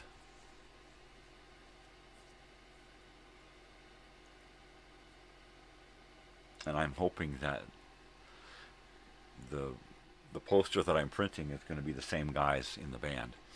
Their lineup changes a lot. Usually it changes by location, where they get to a place and then one of the band members will be different because they use a different guy in that area. This guy don't travel, so they use this guy over here, something like that. At least I think that's the way I understood it last time I saw them.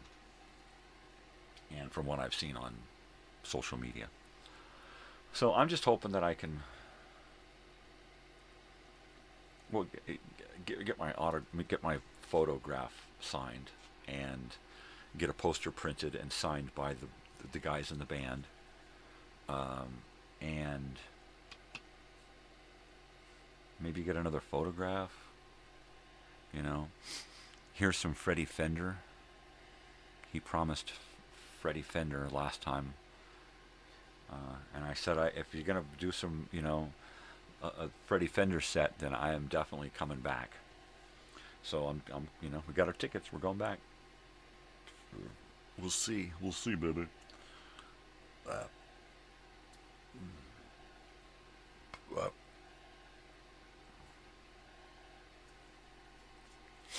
Got to bring a little bit of cash to see if I can remember to buy him a drink.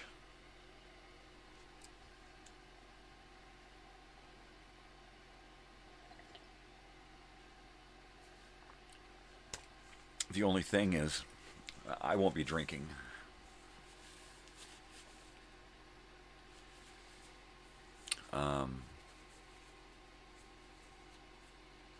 So,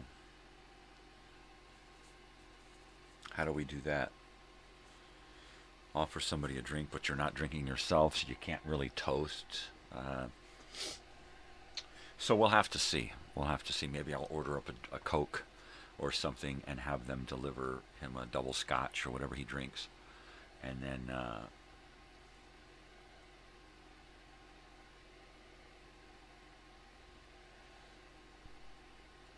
a toast.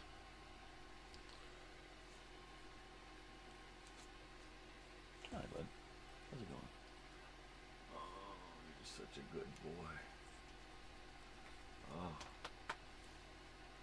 good buddy. What a good buddy. All right, you can be on camera. Oh, I gotta adjust here. There you are. There you are, buddy. Now he's on camera. Yeah. Well. Halfway through the show. Halfway through the show now. Watched some, it's Totally Television Tuesday, so I can tell you, we watched an episode of Columbo last night. That was, it was pretty good. It was pretty good. It had Donald Pleasance in it. He played a winery owner, him and his brother, and he kills off his brother. But it's just, yeah. It's kind of funny how each episode is the murder, and then instantly, it seems like instantly, he knows how it worked out, and he spends the rest of the episode trying to prove that he knows what's going on, and he tries to prove his theory, right, which is always right. He always pretends to make mistakes, but he never does. And now he's got a kid, right? His wife couldn't come out because they couldn't find a babysitter. And I don't know if they're talking about a babysitter for the kid or a babysitter for the dog, because he's got a big basset hound. Maybe they don't have the basset hound anymore. I don't know. I don't know. But I was just thinking of, first of all, what's his wife like, right? Who would his wife be? What is she like? Why does she put up with his cigars, right? And he's always grubby. His hair is always fucked up. He's always unshaved and unclean and grubby and just grubby. He's just a grubby guy. Grubby little man. Always smoking without asking if he can smoke. Dropping his ashes everywhere. Being rude to people. Being forceful. Being a bully. Being a cop bully, right? I'm going to do whatever I want because I'm a cop and you can't stop me. He does that shit all the time. But he does it in a way that's is supposed to be lovable, and it just ain't.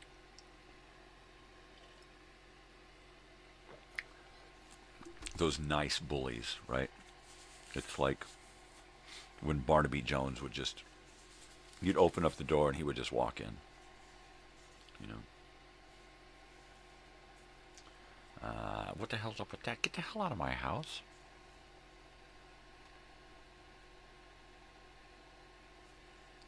Totally. Yeah, I don't, even with the older shows, I watch these things and I totally find fault with how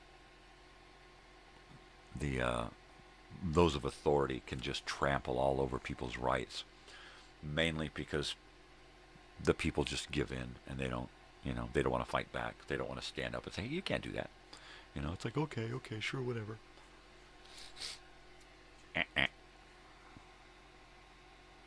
No. I mean, you bring a cop and you know, I'll be nice and everything, but at some point I'm gonna say, oh, I'm sorry, you can't do that. You know, no, you can't do that. You can't go there. You can't say that. You can't do that. You can't just, you know, at some point you'll have to say, no. You should be the one who's apologizing, you know. Yeah, there you go. There's a little something for you. But Tuesdays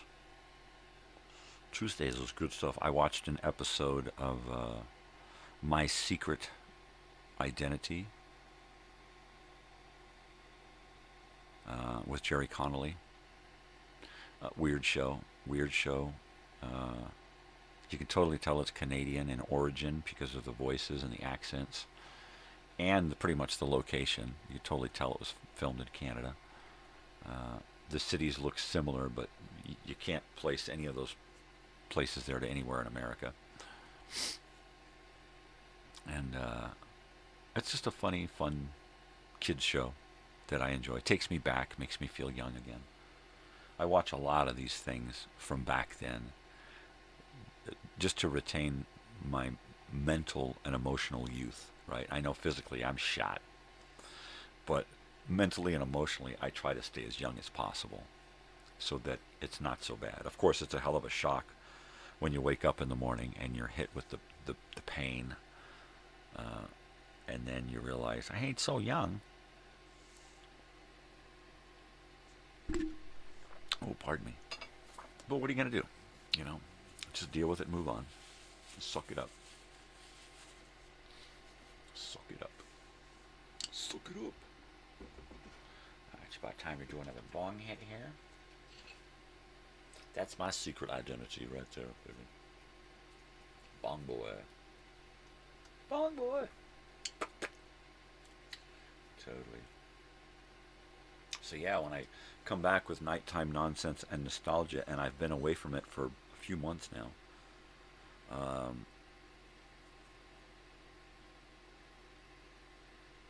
I've got to have a structure, right? And I've got to set up, well, I mean, right now it's really easy. It's a real easy structure. At the end of every episode, I need to plan the next episode. That's the only thing I need to do differently, is when I get through with an episode of whatever, I plan the next episode, spend a half hour to an hour planning it, organizing it, getting it ready, taking the last episode and saving it, putting it aside, and then not think about it until I come back to the next episode, and do that with everything. But plan everything out as much as I need to ahead of time. The nighttime nonsense and nostalgia is just a large file of old music and a large file of old commercials and news broadcasts. That's it. That's the show. An opening theme and a closing theme. That's it. I need to redo the opening and the closing a little bit and tweak it for a new season.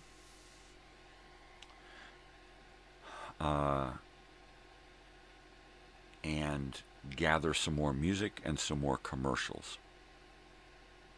Make sure everything is titled correctly so that it's easily managed. And that's it. So I can double click on a file, open it up, open up the particular files, open up my media player, push play, and I'm on the show.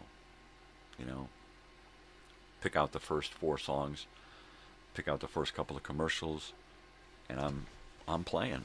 I'm bingo, baby. Let me get that dog.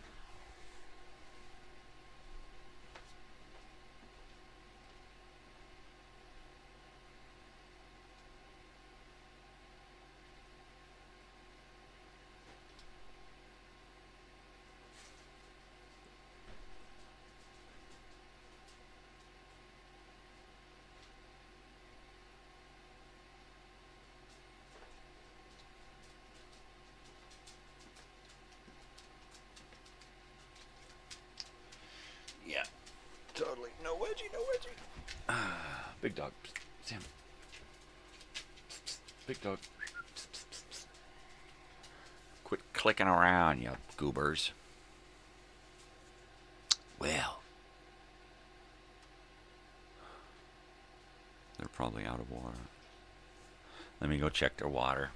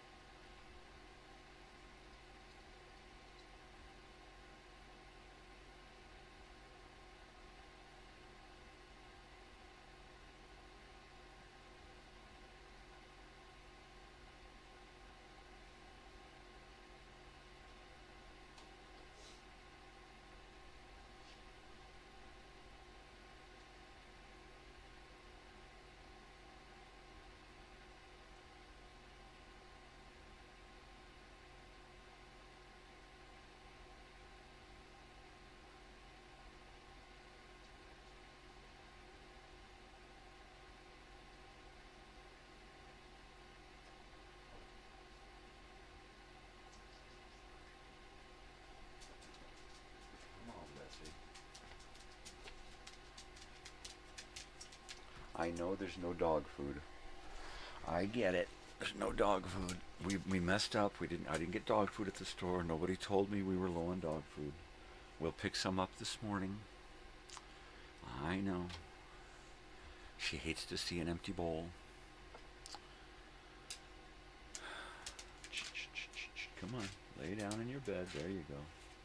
Lay down. Get in your bed. Get in your bed. Good girl. Get in your bed.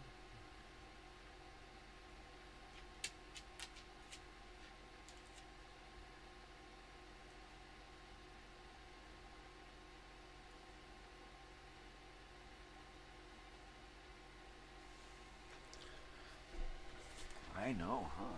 It's this darn curtain here that's messing you up. There you go, Bessie. There you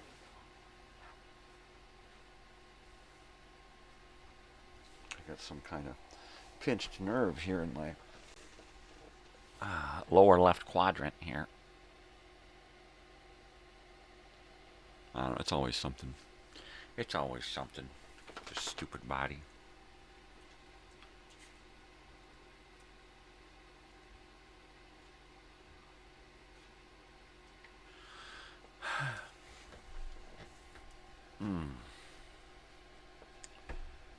Totally. All right, Sam's in with Natalie. Big dog is doing circles here, trying to get comfortable. You want to get on the chair? Is that what you want? Want to get up here? You can get up here if you want. Not on the couch, Bessie. Bessie, not there. Come on here. Come up here. Come on, Bessie. Come on up here. Come on. Come on. Come on. There you go. Good girl. Good girl. There you go. Good girl. There you go. Is that okay? Good girl. Yeah. All right. Big dog is in the chair next to me. Whew. I guess that means it's time to eat, because I'm starting to get a little bit of hunger.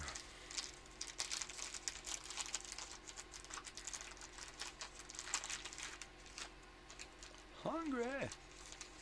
No, this is not for you. No. I'm not doing this so that you can have it. I'm doing it because I need it. And if I give you a piece of this, then your stomach's going to start grumbling. And there's no kibble. We'll see.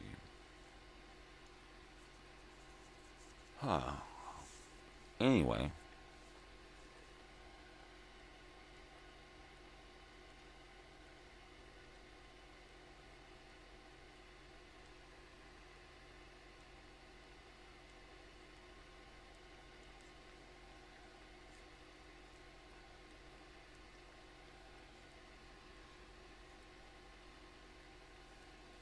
Wow. Pretty cool.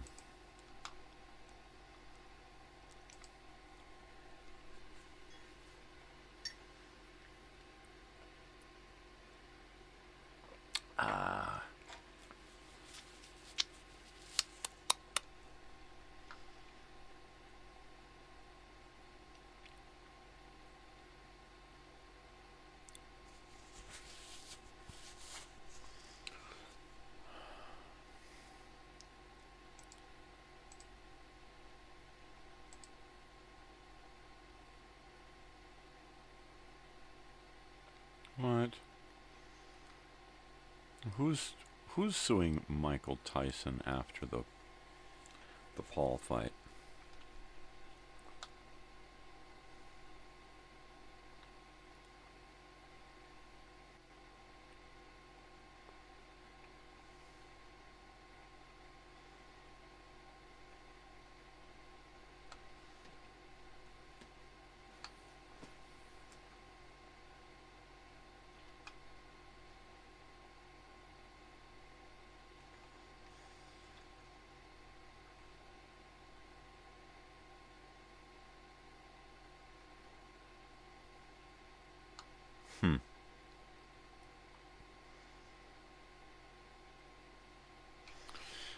So he just fired the people that were supposed to get him, promote him, when he signed the contract with Paul. I don't know. Somebody got fucked, right?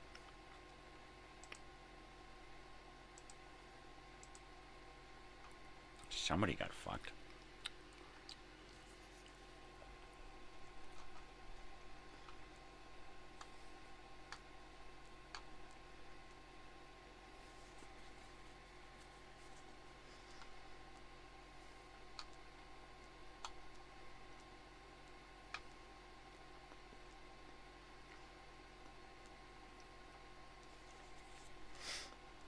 Mm-hmm. Mm-hmm.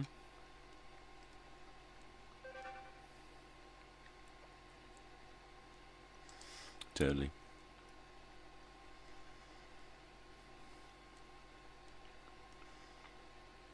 Somebody's watched the Video Time Machine short already. That's cool. That's totally cool.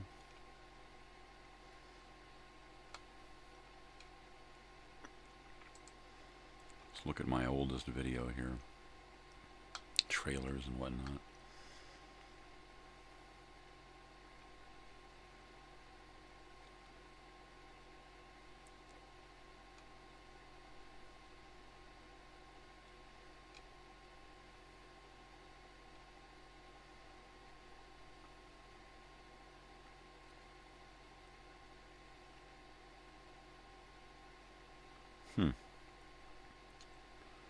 Totally.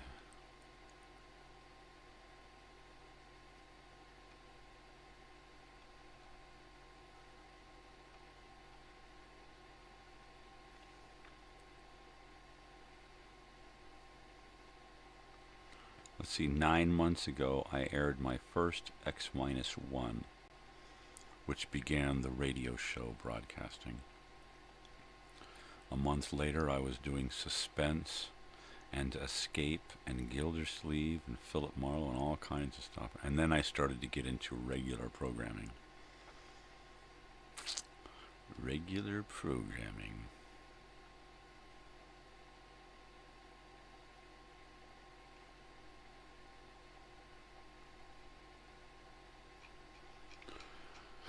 Wow. Let's see what's popular. The Grateful Dead. Almost 1,500 views. Nero Wolf, over 1,000. Delta House, almost 400.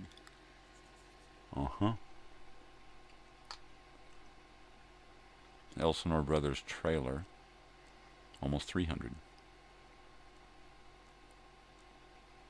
Almost 200 for my documentary.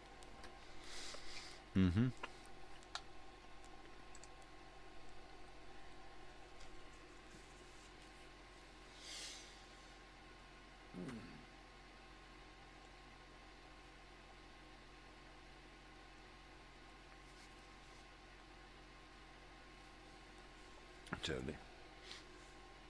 Hi.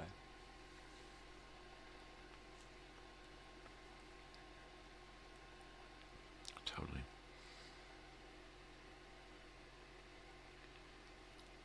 I'm going to have to install a decent light in here. Totally.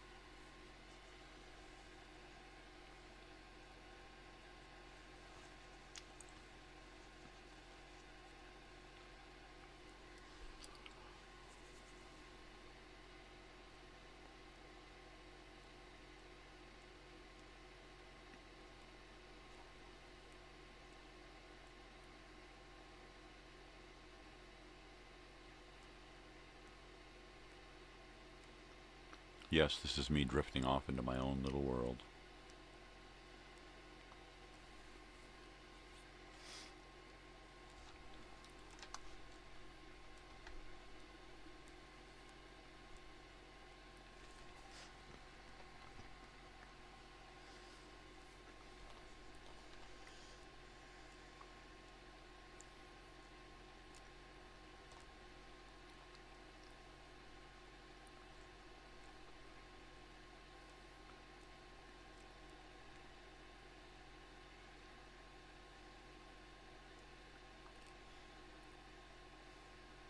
Mm-hmm.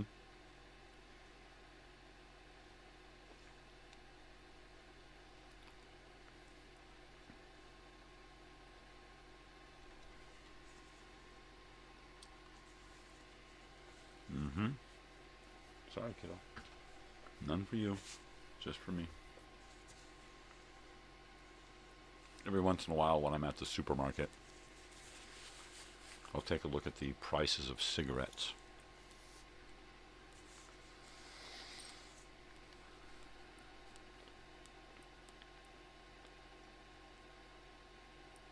Yeah, I could totally smoke a cigarette anytime.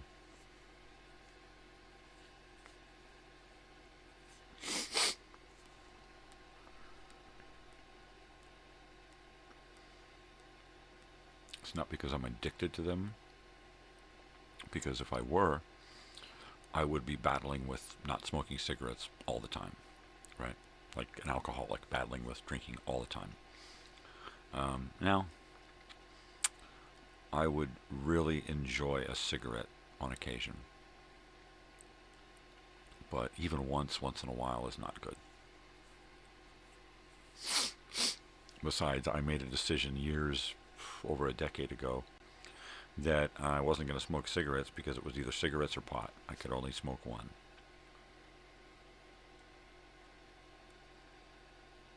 Cigarettes never really did anything for me, except make me want more cigarettes. That was it. Pot, marijuana. Well, that was a different story. That, gave me life while taking it away. It allowed me to get out of my head, away from my depression, anxiety, a whole host of fucking issues. Sleep. Depression.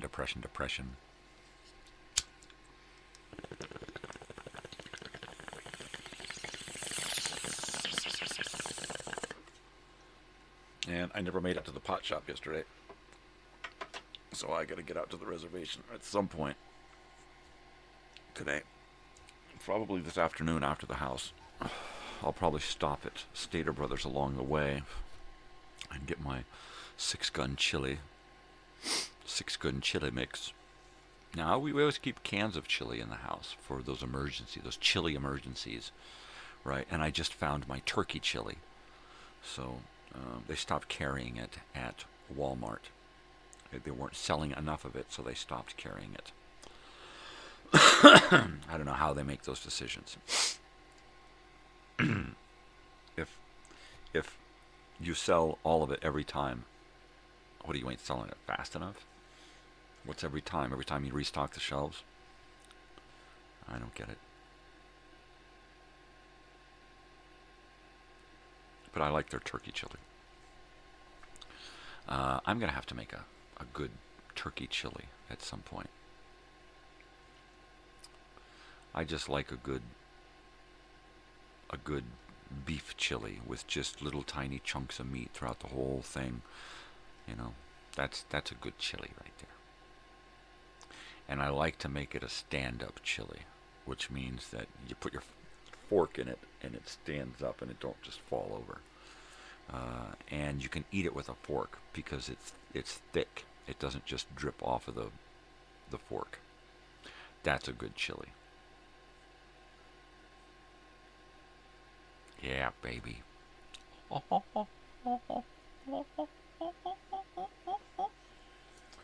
I love me some good chili. I'm just about down on the coffee.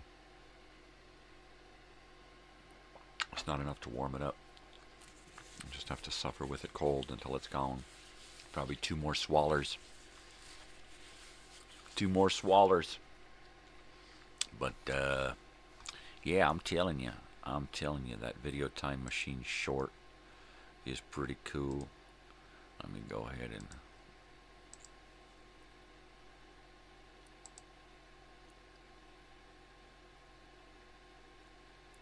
And, baby, oh, baby. I'm going to turn this off so we don't have to listen to myself over and over. I'm going to pop into the video that we're in now. Hey, there we are.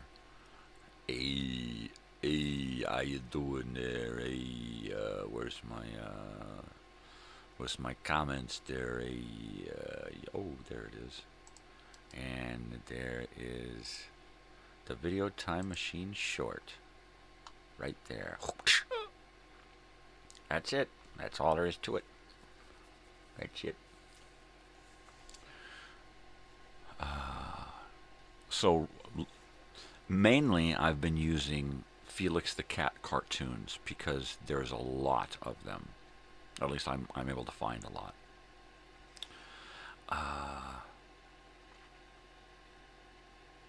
I want to stay with the old 1920s and 30s cartoons because mainly the copyright is not a big deal on those. So I'm going to be using Felix the Cat, whatever Betty Boop I can get a hold of, Bosco, what's his name?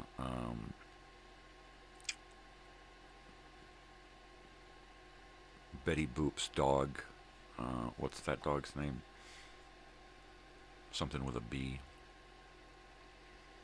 But anyway, he's there's a bunch of those little funny, stupid old cartoons.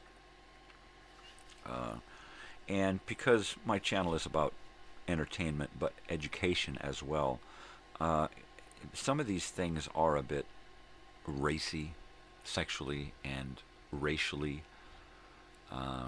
and I think it's important that we remember, we learn from the past, and we remember. And some of these things, I cringe while watching them, right? But what am I supposed to do? You know, ignore the fact that there was a lot of crap that we did to our fellow humans that was wrong. And if we don't recognize it and remember it, it's just bound to repeat itself, you know? I mean, there's a lot of stuff that's really, really questionable. And I got to put it on the channel, you know, especially if it's weird and questionable. But I try not to just, you know, go in one direction. Oh, let's just keep going down that road, you know. All of the Felix cartoons aren't horrible. All of the Boscos, all of the Betty Boops, you know.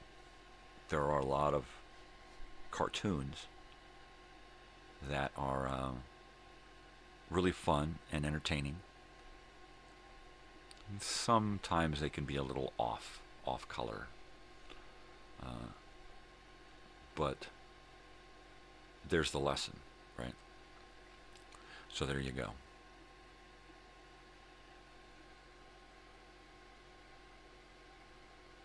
Yeah, I'm going to have to create entire files of cartoons to use in these episodes. And then, you know, that's like... I have to decide on what a season is going to be for the year, right? How many episodes am I going to do for the year? I'm not going to do 52 weeks of shows. I'm not going to do... I might do 48, 40 shows, right? Because sometimes I'm just not going to do a show. So I have to think, all right, well, here's how many shows the season is going to be. It's going to be like 40 shows. 52 weeks. Let's plan for 40 to 47 shows for a season, and let's create files for when those shows are going to air, so I know when I need to, and then correspond those files with a calendar so I know when those episodes have to be done and in the can and uploaded. And then start from the nearest show and start populating those files with the necessary elements. The right amount of commercials, the right amount of movie trailers, the right amount of music video, the right amount of cartoon, the right amount of other elements, and then plan out for those holiday episodes where I really need to fill it full of a lot of stuff, and then recycle from other places, you know. Yeah. Which means I've got to either go through and dig through all of the files I have, or create new files filled with all of the stuff that I need. Mainly what I'm going to need is another external hard drive. What I need is a hub between these two computers, right? I need to network these two computers together so I can just grab from one to the other, go from this computer into that computer, dig into that hard drive, pull it out, and bring it over to here. Or use it from there, right? I think if I had a desktop, that would suit me perfectly. A nice desktop computer with a lot of speed and memory. And then use it to tie these computers together.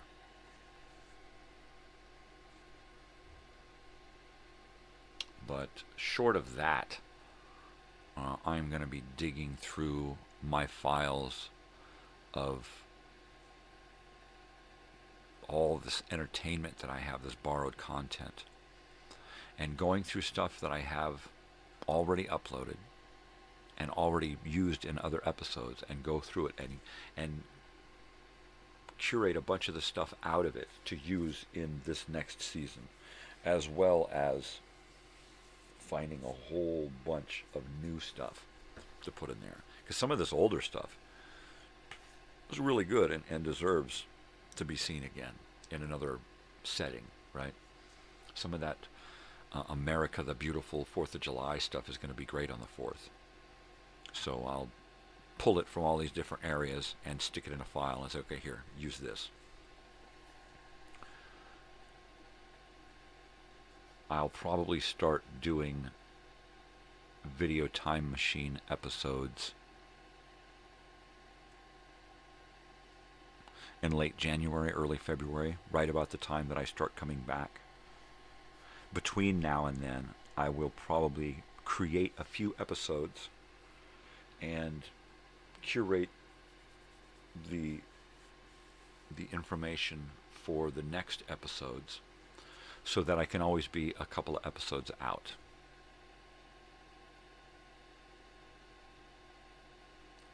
I guess I'm just trying to prepare for not being here, right? At some point, I'm going to create some videos that I will upload, and I will keep pushing the date out. I'll upload it, and it'll go live in 6 months. If I'm not around to push that date out, then I'm just not around. Then there's something amiss, right? And that, well, there'll be those videos, those like, hey, I ain't around anymore. There must be something going on. So I'm going to post some of those type videos. I call them Yul Brynner videos, right? Because he made famous coming back after his death in an anti-smoking, an anti-tobacco commercial. Because he was a big-time cigarette smoker, and he just loved it. You could hear it in his voice. But he died of lung cancer. He died horribly of cancer because of cigarettes. And he came back in a message that he created before he got terminally ill that said, hey, if I'm gone, it's because cigarettes killed me. Stop smoking. So I want to do some of those, some of those Yul Brynner videos.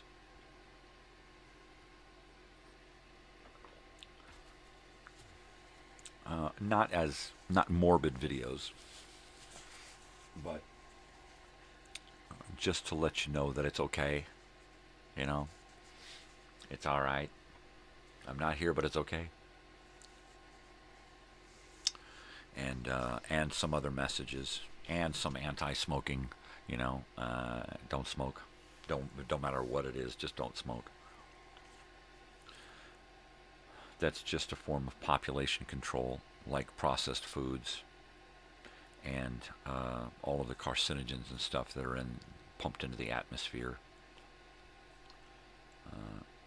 Imagine how long people could live if we didn't pollute ourselves with all of the crap around us. Look at those old Chinese ladies out in the mountains that are 120 years old, and they've just been, and they still get up and work every day, and it's because they stay physical and they're nutritionally intelligent, even if you would think that they're backward people, they got it going on,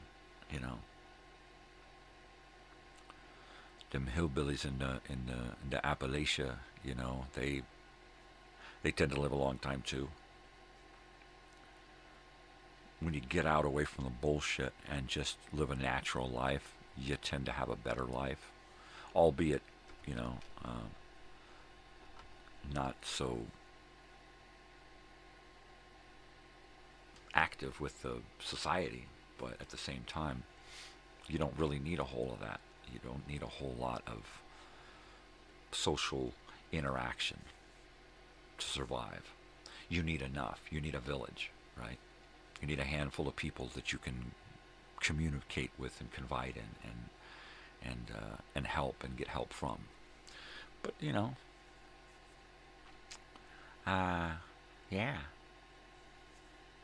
What the hell was I talking about? Oh, that's right. The Sagittarius is in conjunction with Venus. I don't fucking know. What are you going to do? What are you going to do? I'm out of coffee now, so my brain is going to stop working. I got an hour left, but I've eaten a little bit, so I should be okay.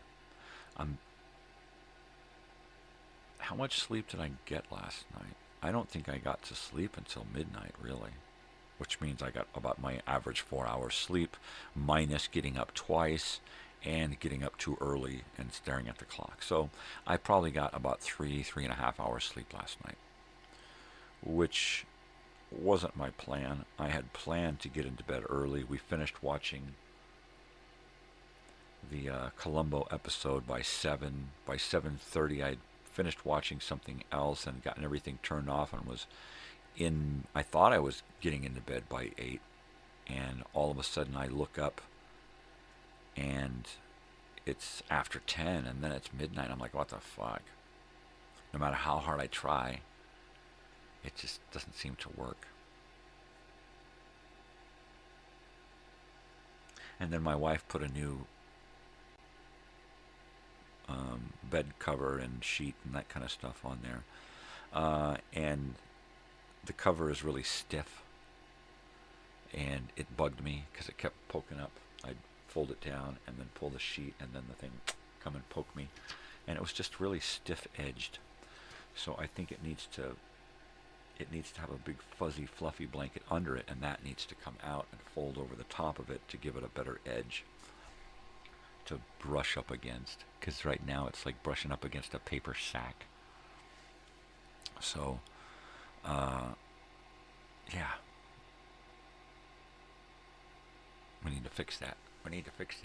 What does this say? That's a horrible idea. What time? Right? Totally. Good morning. There's a link there in the comments for the Video Time Machine short, if you haven't seen it yet. It's just a short video time machine, so you get an idea of what a time machine is like. I'm really hoping that when I come back this year, I'm going to be putting myself in that video time machine. I want to put in things like yearbooks, right? Let's look through a yearbook and just create a little yearbook video where we just flip through the pages of a yearbook and zoom in on a couple of things, flip through and zoom in and just kind of do something like that. And maybe tell a story while that is happening. Maybe play some music in the story, maybe some sound effects, maybe play some radio DJ stuff maybe do a whole host of things as the background soundtrack for a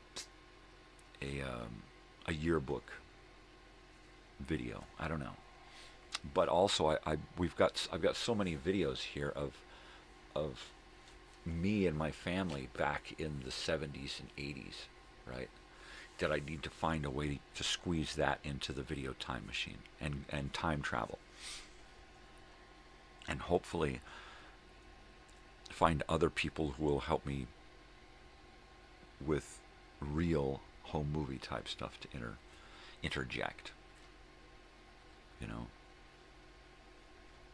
And then maybe what I'll do is I'll create some videos of me hooking up camcorders and stuff to TVs and VCRs and turning stuff on, so that can be an opening to something, right? It's like, okay, I'm going to take this camcorder and open it up, and we're going to zoom in, and then bing, here's what's happening, and we zoom into that. Or plug everything in and turn the TV on and hit play, and now we're in that screen. Same thing with an old VHS tape, an old U-matic tape, you know, push it in, go down, hit play, and look at the TV, and we can then superimpose what's on the screen.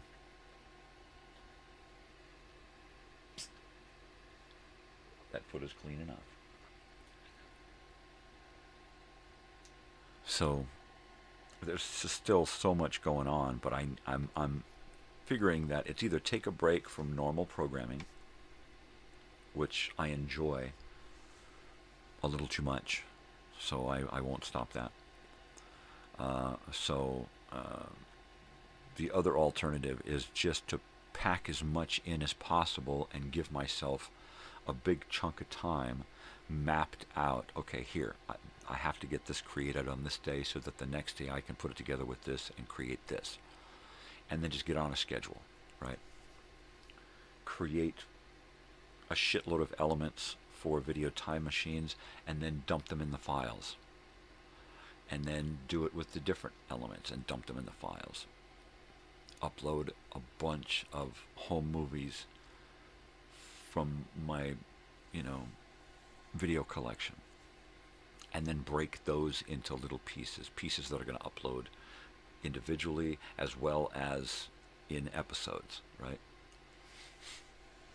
And I think what I'm going to do is do video time machines and use stuff, videos, shorts and things that I've used in the past, and use things that I will use, upload individually. So you get it in two different ways. You can watch a video time machine and have a whole bunch of different elements, and then later you can go back and in a playlist it'll pop up as just an individual element. Here's this music, here's this cartoon, here's this here. And sometimes it won't. Sometimes you'll only be able to find it in an episode of the video time machine or in a playlist. So that'll be fun. Just figuring out the best, most economical way to use my time and create upcoming episodes. And as well, I may start doing a dual live stream thing where I go live twice, once on YouTube audio, YouTube radio, or whatever it is, as just a regular, what do you call them?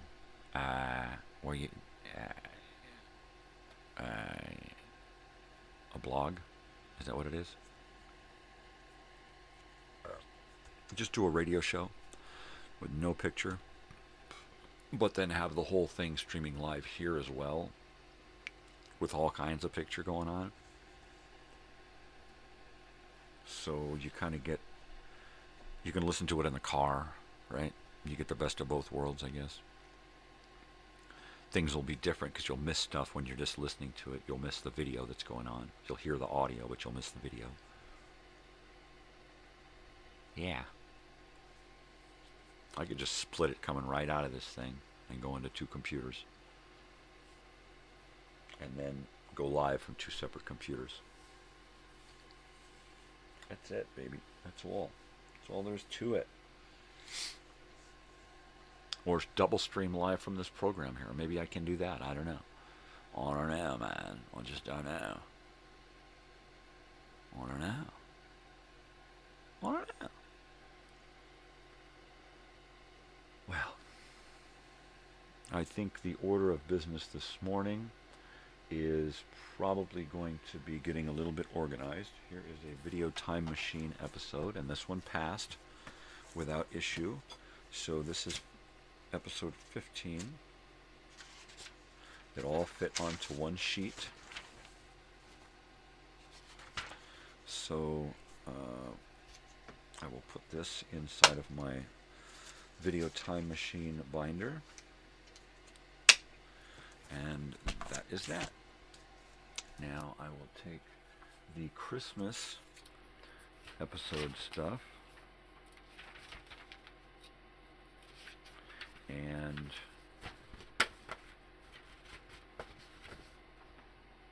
this is Christmas Day. Oh, that big face. And staple this together. There we go. And now I will put this in here.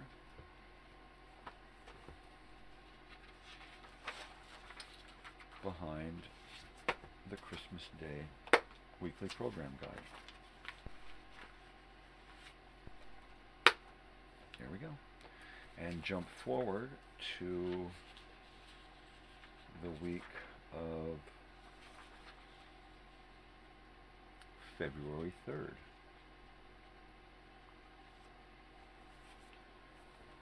And everything there has been created except for the educational films and the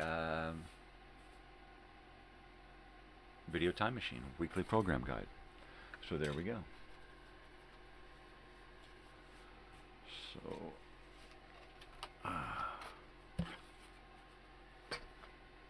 we go. This is where I'm at here with escape episodes.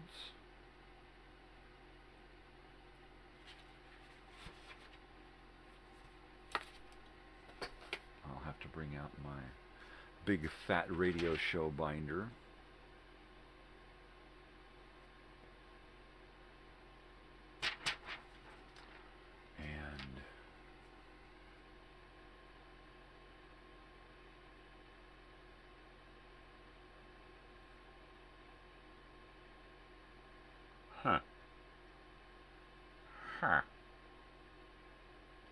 Yeah, it's a lot of work, but it's fun.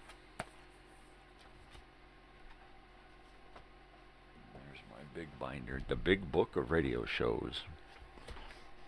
The big book.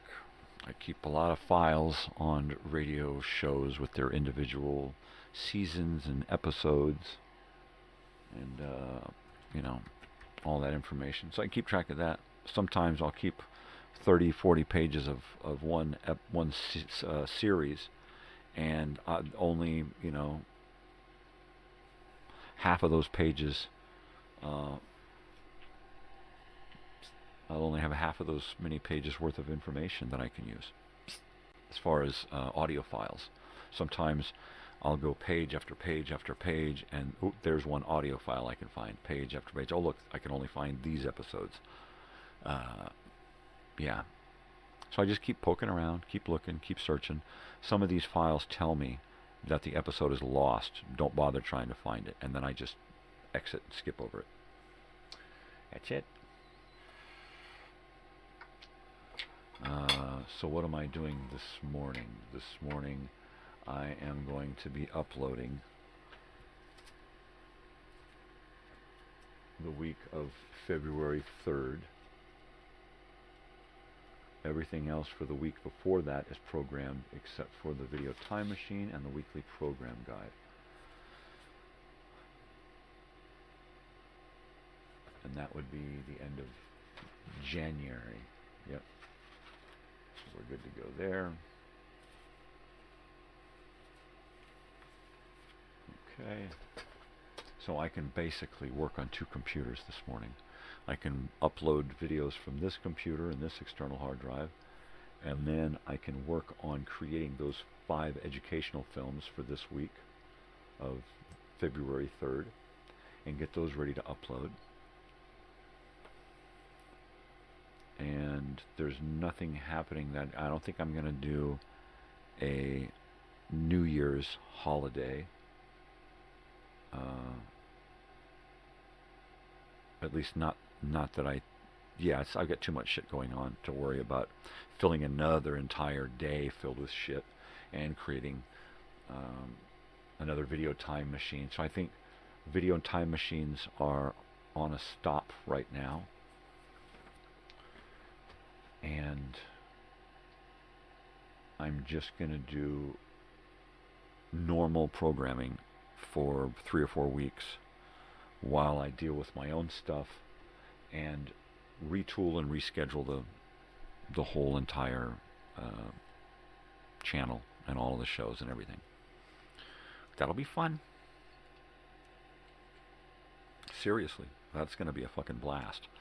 You know, all of that detail that I got to work out, all the information that I have to find. Not only that, but I have to actually create files on the shows and the information about the shows and print that out and get it into specific places. I need more binders. I'm going to need a lot more ink and paper. And so that way when I'm doing a show about something, I have that information in front of me. Right? Or at least in a file. Probably in a file would be best, to just open up a Word file and there's my information, right?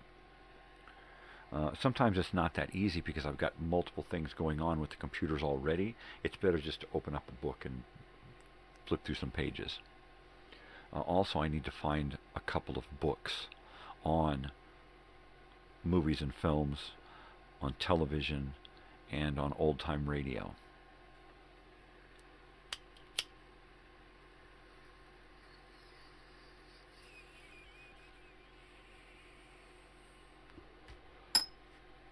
As well as try to schedule in people who can come on and talk about these things. Right? I wish I had more time to sit and read. I would like to physically read through a book a week, or every 2 weeks or something, and then come back with an episode. Okay, this week on Throwback Thursday, we're going to talk about a book, or on Flashback Friday or something. I think Throwback Thursday is a good time to look at media and the machines we use for that media. I think that's going to be Throwback Thursday. I think Flashback Friday, we can discuss books. We can discuss my history with books and the past. The idea of creating my own book about the past. So it should be, we'll squeeze books in there somewhere, because books are and always have been kind of a big part of my life.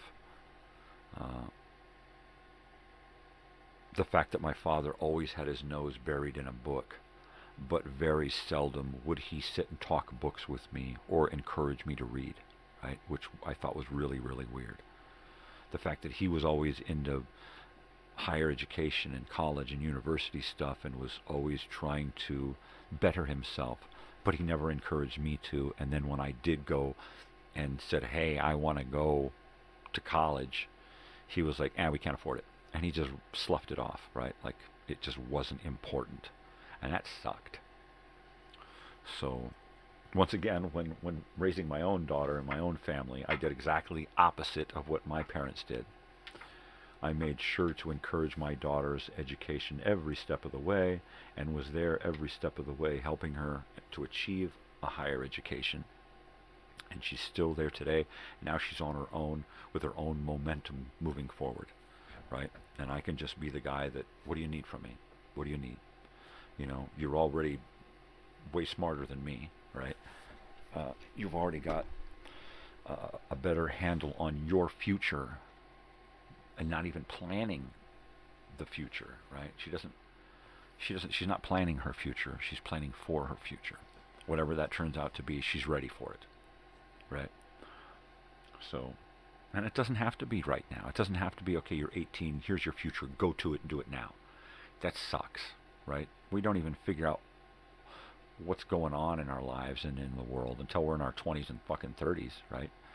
So I'm in no hurry to make her figure it out. She's going to figure it out. At some point, it's just going to all gel, and she's just going to go, oh, I got it, right? This is me. So, yeah. I'm just the encouragement. I'm just the helper. At this point, that's what I do. That's what I can do. I do what I can do. I do what I can do, what I can do, what I can do. Yeah. And since I've kind of put in my time being the worker, the provider, the dad, the husband, doing all of that stuff, now I'm just kind of, while continuing to do that, I'm getting to do me as well. So there you go.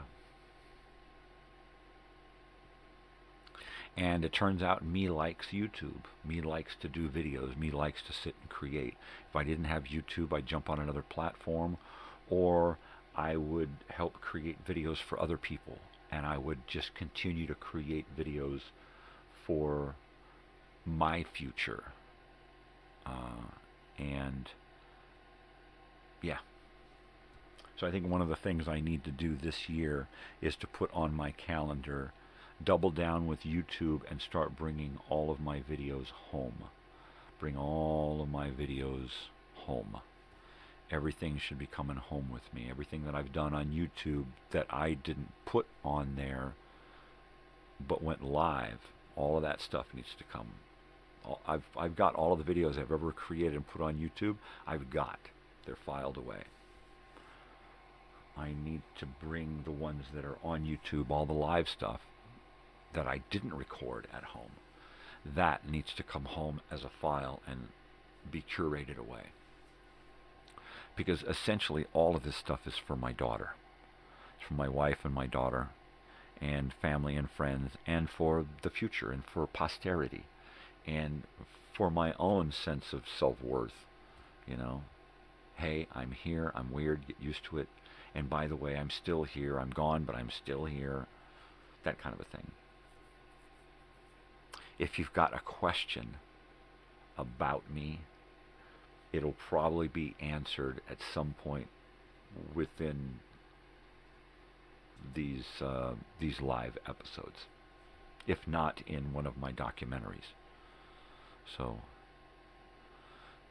yeah, I need to get another hard drive, another external hard drive, and utilize just one hard drive for all of that live stuff. I wish I had a big giant desktop with multiple terabytes, because I would be on there bringing home videos. I would up the ante on the channel. I'd be uploading more, and I'd be downloading everything.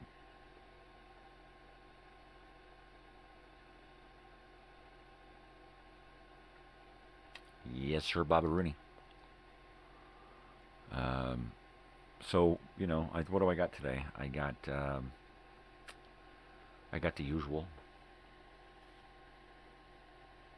Eat breakfast, relax, do video stuff here, go clean a house, come back, eat lunch, relax, do some video stuff here, go out to 29, go by the store, come back, relax, do some video stuff here, have some dinner, relax, do some video stuff, watch some TV.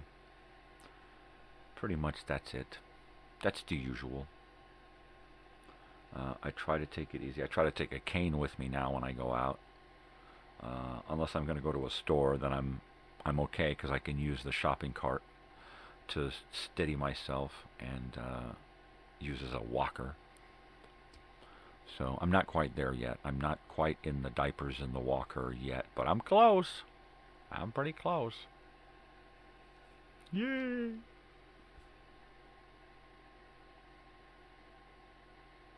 Yeah, it's when your body's just been over-processed, man. Things just don't work right anymore. Nothing. Your bones, your innards, your eyes, your muscles, your joints, nothing works.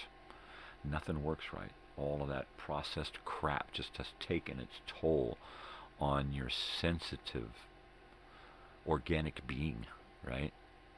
Ugh. All those chemicals and toxins and preservatives and crap.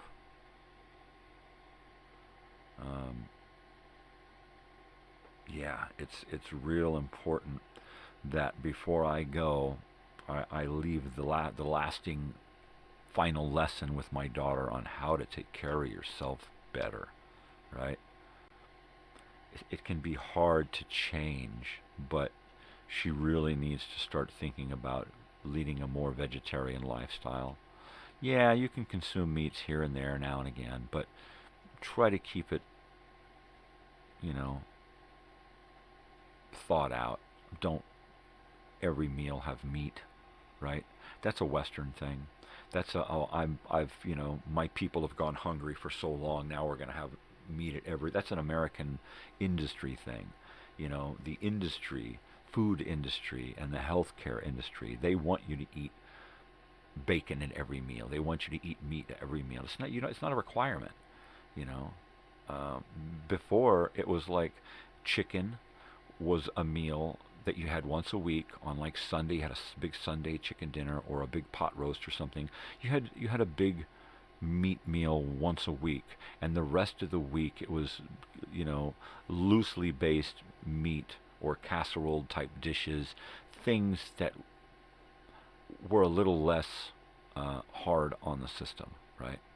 Like farming communities and farming families would eat a lot of whole, fresh foods, and then once a week they would have the big meal, But throughout the week you're too busy, You just have the smaller meals, nourishing meals, but mostly fruits and vegetables, breads, grains, eggs and milks and cheeses and that kinds of stuff, and not as much meat. When food became a huge industry, that's when we were convinced through advertising that we had to eat a certain way. And it was the way of what they were selling us. It's like, you have to eat like this because that's what we're making for you to eat.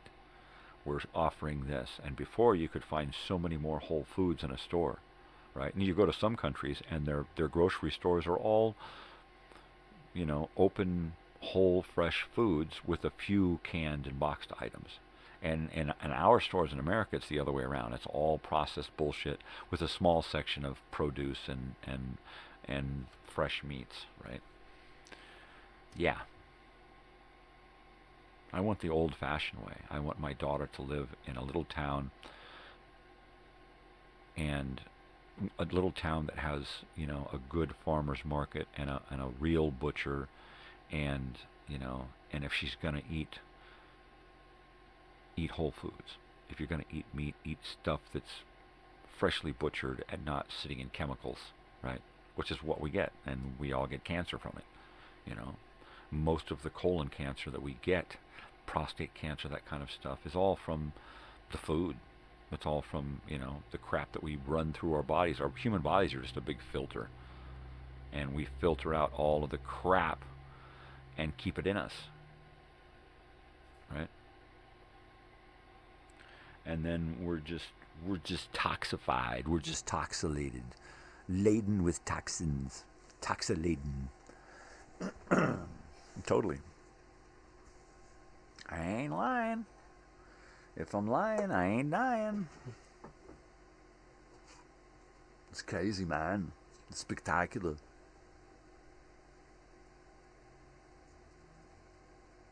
Yeah, what are you going to do? What are you going to do?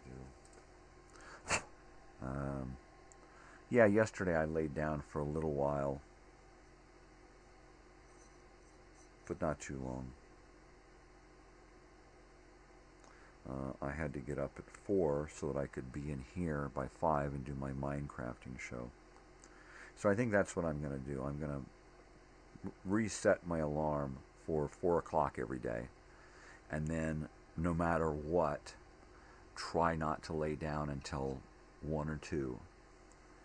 And then be up by 4 so I can be back in here doing my shit. And getting her done. Because once I'm ahead on my scheduling and I can have it on my calendar to stay ahead, I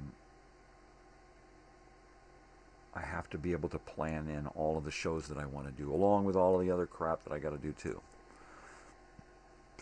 I know that I always bite off more than I can chew, but if I don't keep myself busy mentally, then because I can't do a whole lot physically, it drives me nuts. It just makes me crazy and depressed and angry and sad because I can't do a whole lot physically. If I'm able to do a whole lot here, I feel accomplished. I feel like I'm doing something. I got some self-worth, you know. Yeah, baby.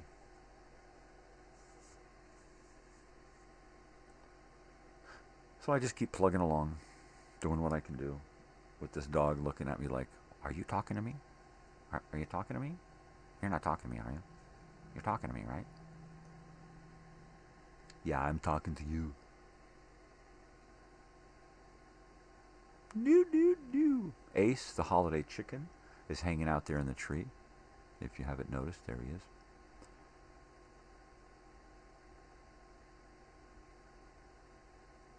I realize that we don't have any annual Christmas ornaments that we've had since we got married, right? We don't have anything like that.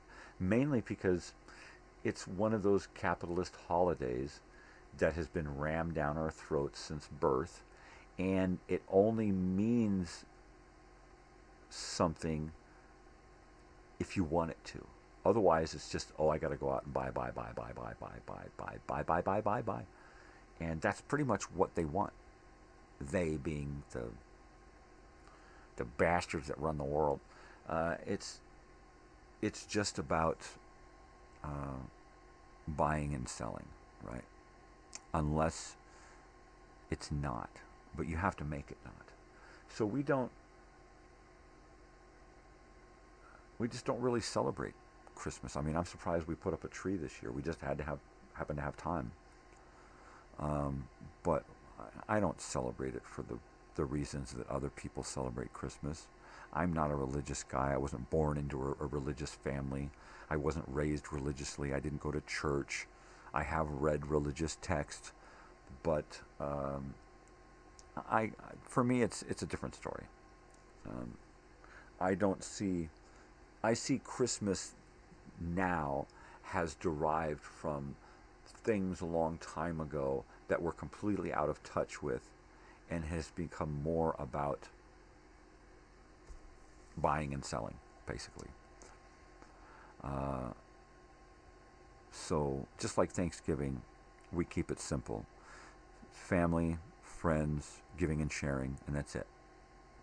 And it's not, we don't worry about who's getting something and who's not getting something. If you find something that you think, this is going to fit that person, then you get it. If not, it's okay to not give somebody something, right? I mean, in our family, it's okay if you don't get a gift.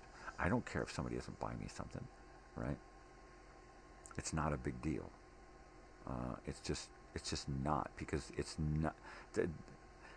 It's just a fabricated holiday to sell you shit, right? Yes, it's steeped in religious history, but it's just not. It's just not what it should be. You know, even the people who claim to be about, you know, the birth of Christ or whatever, you know, I don't even believe that any of this has any basis in reality, and it has more to do with history and creating religions. Anyway, I'm not going to get into it. You know, we used to learn a whole lot of stuff as kids to teach us lessons and encourage us to be good people. And at some point, the lessons that we taught our kids graduated into adults, and now there's adults walking around practicing religion like they were kids, like their parents. Okay, now go to church. Okay, now say this. Okay, now do this. Okay, wear this, and you have to do. And it's like they're just carrying on that tradition, and now they're just big kids teaching their kids how to be big kids, right? There's a scene in the movie MASH, Elliot Gould, Donald Sutherland, that older version of the movie MASH, and Robert Duvall, his character Frank Burns, is in there, and he gets down on his hands and knees and he starts praying, and the guys in the tent in the swamp are like, "Whoa, have you ever seen this in somebody over the age of 6?" No, man, not somebody who hasn't been locked up yet. And it has gone from something like that, right, to now you either do or, you know, how dare you not. So, you know, so much for religious freedom. We used to be able to poke fun at people and things and stereotypes and stuff, and now, no, the world has completely lost its sense of humor. And, you know, it's great because it's a double standard where Americans can talk shit about every other people and every other religion and every other country, but when somebody talks about us, we get all puffy-chested and say, "How dare you? You can't say that," right? And it's like, and then some countries, the same thing, you know. It's like, why are we constantly picking on this country and these people and that religion when you can totally see that it's political, you know, and there's this social thing going on where they want you to look at these specific people as not good. And we saw it, you know, 100, 200 years ago with the Native Americans and the African Americans, where they were portrayed in advertisements and in movies and radio and television and everything as backward and dirty and bad and ignorant, right? And it's just never been that way.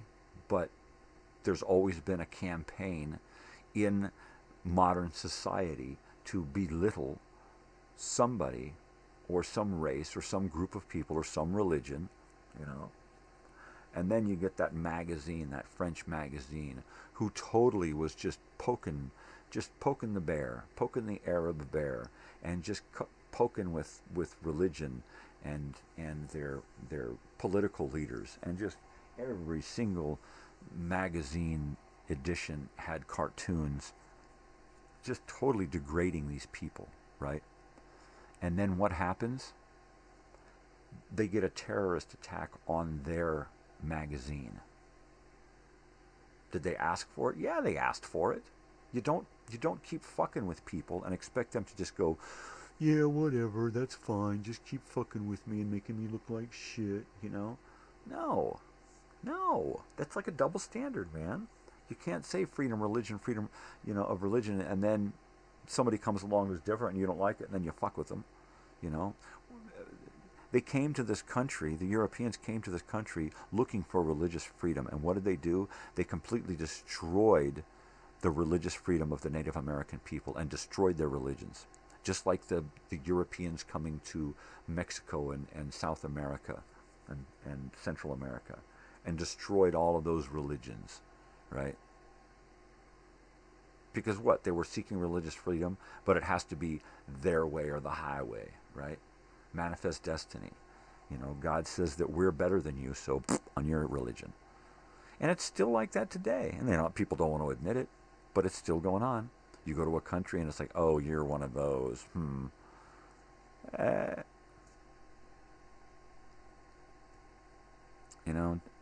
As long as you're not hurting anyone, do whatever the hell you want.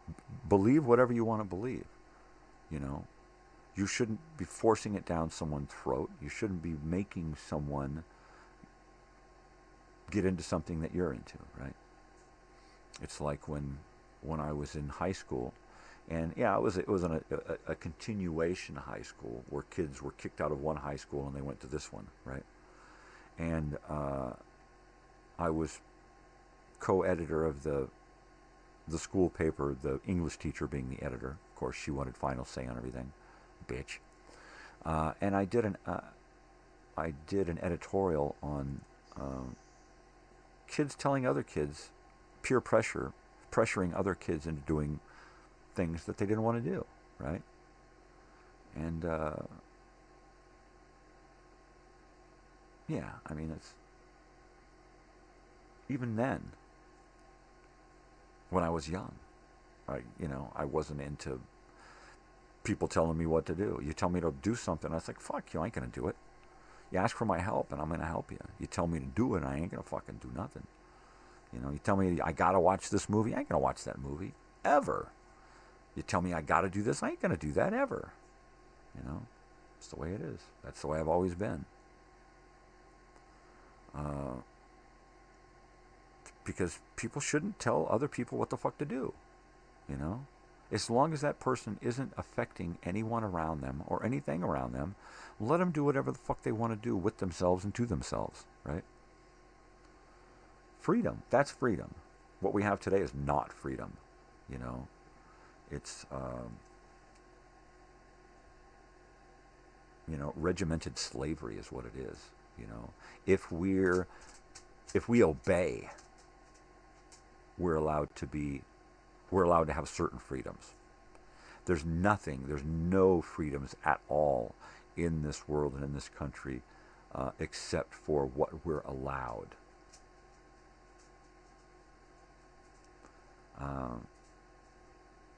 Sure, we have a lot more freedoms given to us, allowed to us than some countries, but it's a sham. Oh, let me see what dog situation is going on here. You need to go out?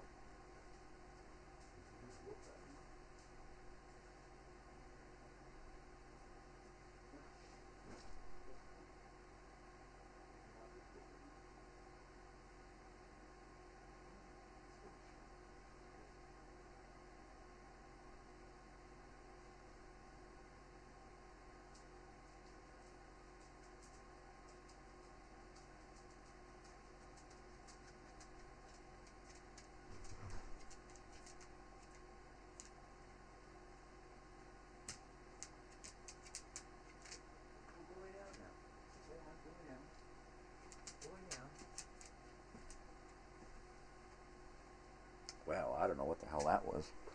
Lay down. You want to get up back in here? Come on. Get back up in there. How you doing? Come on. There you go. Get up. If that's where you want to lay, that's where you lay, okay? But you got to lay somewhere. Because if you ain't laying somewhere, then you're just sitting there staring at me, and I can't do that. I could just... kids sitting there staring at me. No, I can't do that. Dog sitting there staring at me. No, I can't do that. I will try to engage the dog or the child so that there's a little less of, well, you're a freak, I'm just going to sit and stare at you. And, a little more communication. Right?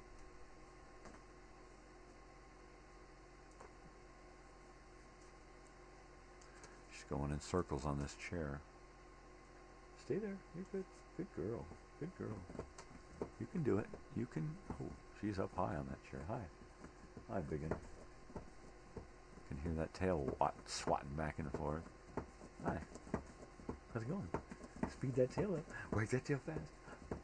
You can hear your tail. Is that bugging you? Big face, Bessie. Hi, big face. Hi, big face. Your big pendulum tail. Hi. What are you going to do, huh? You don't know?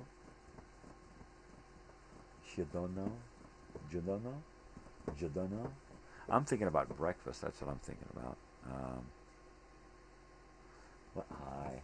How's it going? Last night I made cheeseburgers, of course, but I got this really big bun, unsliced, a big yeasty dinner roll type bun from Walmart.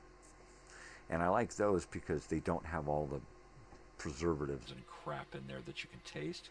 It's just, flour, yeast, water, oil, just the regular stuff, a little bit of sugar that goes into making bread, regular homemade bread. That's pretty much what's in there.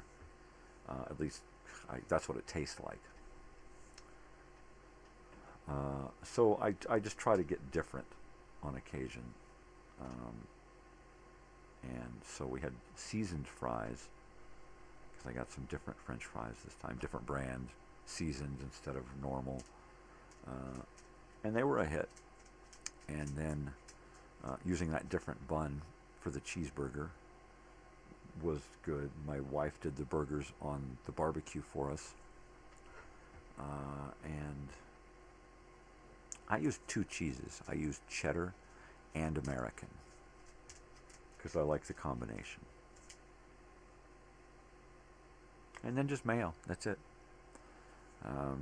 I used to get into making the big giant burger with everything, but I can't eat lettuce now. It doesn't taste the same to me anymore. And I don't want to have tomato if I'm not going to have lettuce. So it's like no lettuce, no tomatoes, no sauce, like no ketchup, no mustard. I may on occasion add a little bit of grilled onions on the cheese and a little mayo underneath, and that's it. Just keep it simple. One of my changes is going to be try to eat things with fewer ingredients, right? So for breakfast, rather than a cereal bar, which has got probably at least 12 different ingredients, half of which I probably shouldn't be ingesting, right? I'll switch to a whole oat oatmeal with honey, butter, salt, and a little bit of milk at the most, and then maybe some fruit. So those are all whole foods going into a whole food, right? So that's where I want to be at, where if I'm going to take something and give it a bunch of ingredients, I'm going to know exactly what's in each ingredient. Don't take a package and open it up and pour it in and not know what's in the package, right? Try to eat things or purchase things where what you see on the package is pretty much what's in the ingredients, okay? Try to get uncomplicated foods as much as possible. So I need to get into creating a menu and recipes for meals that I can create throughout the week, where here's a couple of complicated meals that I'm going to do on days where I've got time, like on the weekend or in the middle of the week, depending on what my load is like. And then creating meals throughout the week that are lighter and fresher and less complicated. Creating the lesser meals, breakfast and lunch, from the greater meals. And when doing the greater meals, cook something extra that can be utilized for lunch, whether it's leftovers or an extra piece of meat that can be sliced up into sandwich meat, or a casserole or something that can be had for lunch. So try to create things that can be made from scratch, made at home, and then stretched out. If we're going to have leftovers in the fridge, then I don't want to be bringing home fast food. I don't want to be, creating more food than we're going to use. Another thing is food saving space, where to store food before you use it and then when it becomes leftovers, right? So that's important stuff there.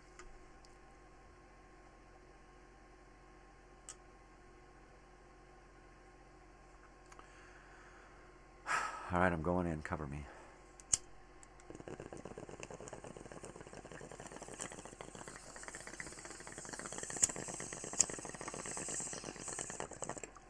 She finally went down and laid in her bed. It's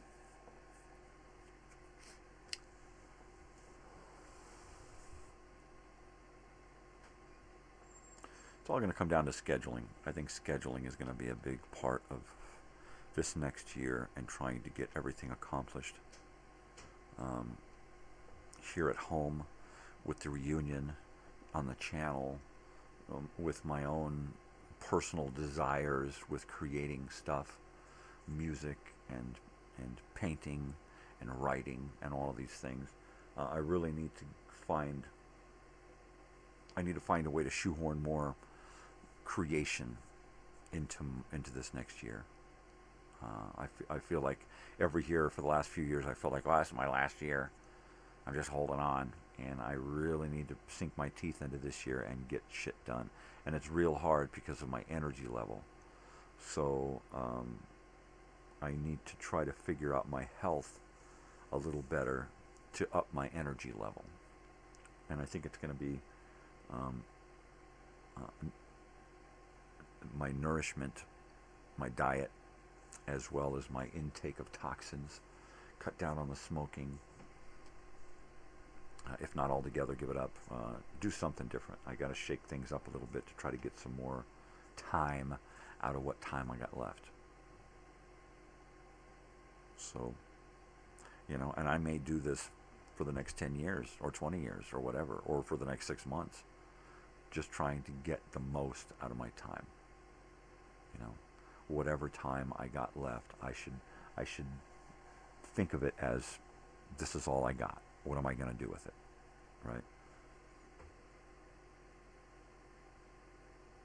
Which is where I might actually lose interest in uploading a lot of this borrowed content, right? I may get to where I'm uploading no borrowed content except for what's in the video time machines, what's in the documentaries, what's in the live shows, and get to where I've got a huge base of audio and video stuff to check out, but now I'm taking and I'm using things to create other things, right? I want to collect enough footage that I can use from different sources to create my own, like, documentaries, right? That would be great. I would love to create a bunch of documentaries about my life and my history and my family and the past, the 80s, the 70s, the things that kind of make me me. That's it. Time is a ticking, baby, and I feel it. It's also ticking away this morning here. It's just about time to wrap things up. Just about time to roll end credits. So, yeah, baby.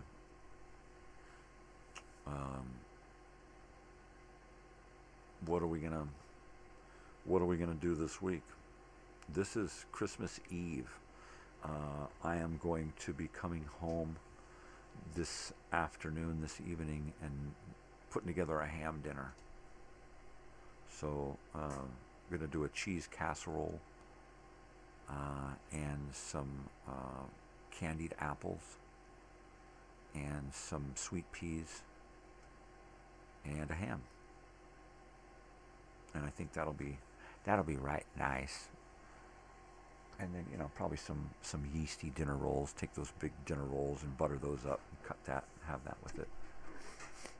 I'm not going to need to make a gravy because we're doing cheesy potatoes. So that's cool. And then Christmas, we do have stuff to do. But like I said, I'm just gonna try to put on my channel and let that kind of be the entertainment for the day, because I've programmed a whole lot of fun stuff, and I kind of want to check it out because all I've had a chance to do is just kind of observe it while I've been editing and saving and that kind of stuff. Oh baby, Hop Sing's kitchen is open. I'm ready to chow. Haas is ready for flapjacks.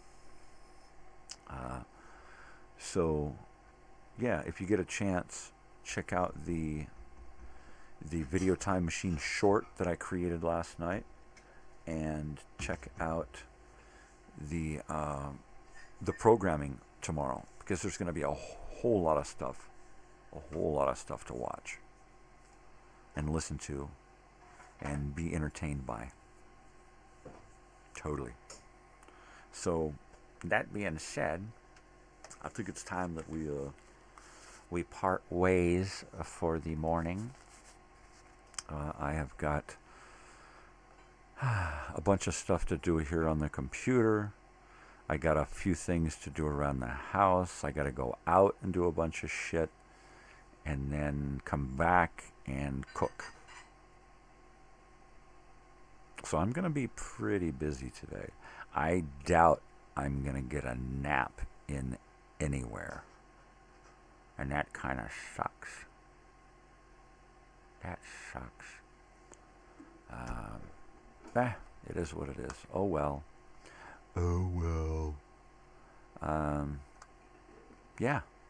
I guess that does it. I don't think I have anything else to say this morning about what's been going on. Vienna, Vienna. That's always nice to say that. And I think I need to start putting on more music in my free time. Usually I just put a movie on back here on this TV and kind of let that be the soundtrack while I'm working. Mainly because I have to listen to things on occasion while I'm working, and yeah, and I have to stop and get up and change music and stuff, and that can be distracting. So, yeah. All right, people, let me go ahead and hit the close button for today. And you know the usual drill, people. You know the usual drill. Get out there in the world. You know, it's your world. Take charge of it. Do it. Most especially out there, I want you to, you know, be nice, be kind, spread peace and love, not bullshit. Be nice to your fellow humans and the animals and the planet and everything. All right? Do something for yourself, but do something for somebody else, damn it. We're together on this, so act like it. All right? Be nice. Spread peace and love, not bullshit. This is the holiday season, the season of giving. All right? Act like it. All right, people. Most especially out there, you stay weird, because if you ain't going to be weird, nobody's going to do it for you. All right, guys. Love ya. Adios. I will see you tomorrow morning on Christmas. Have a good night. Fill those stockings. Bye now.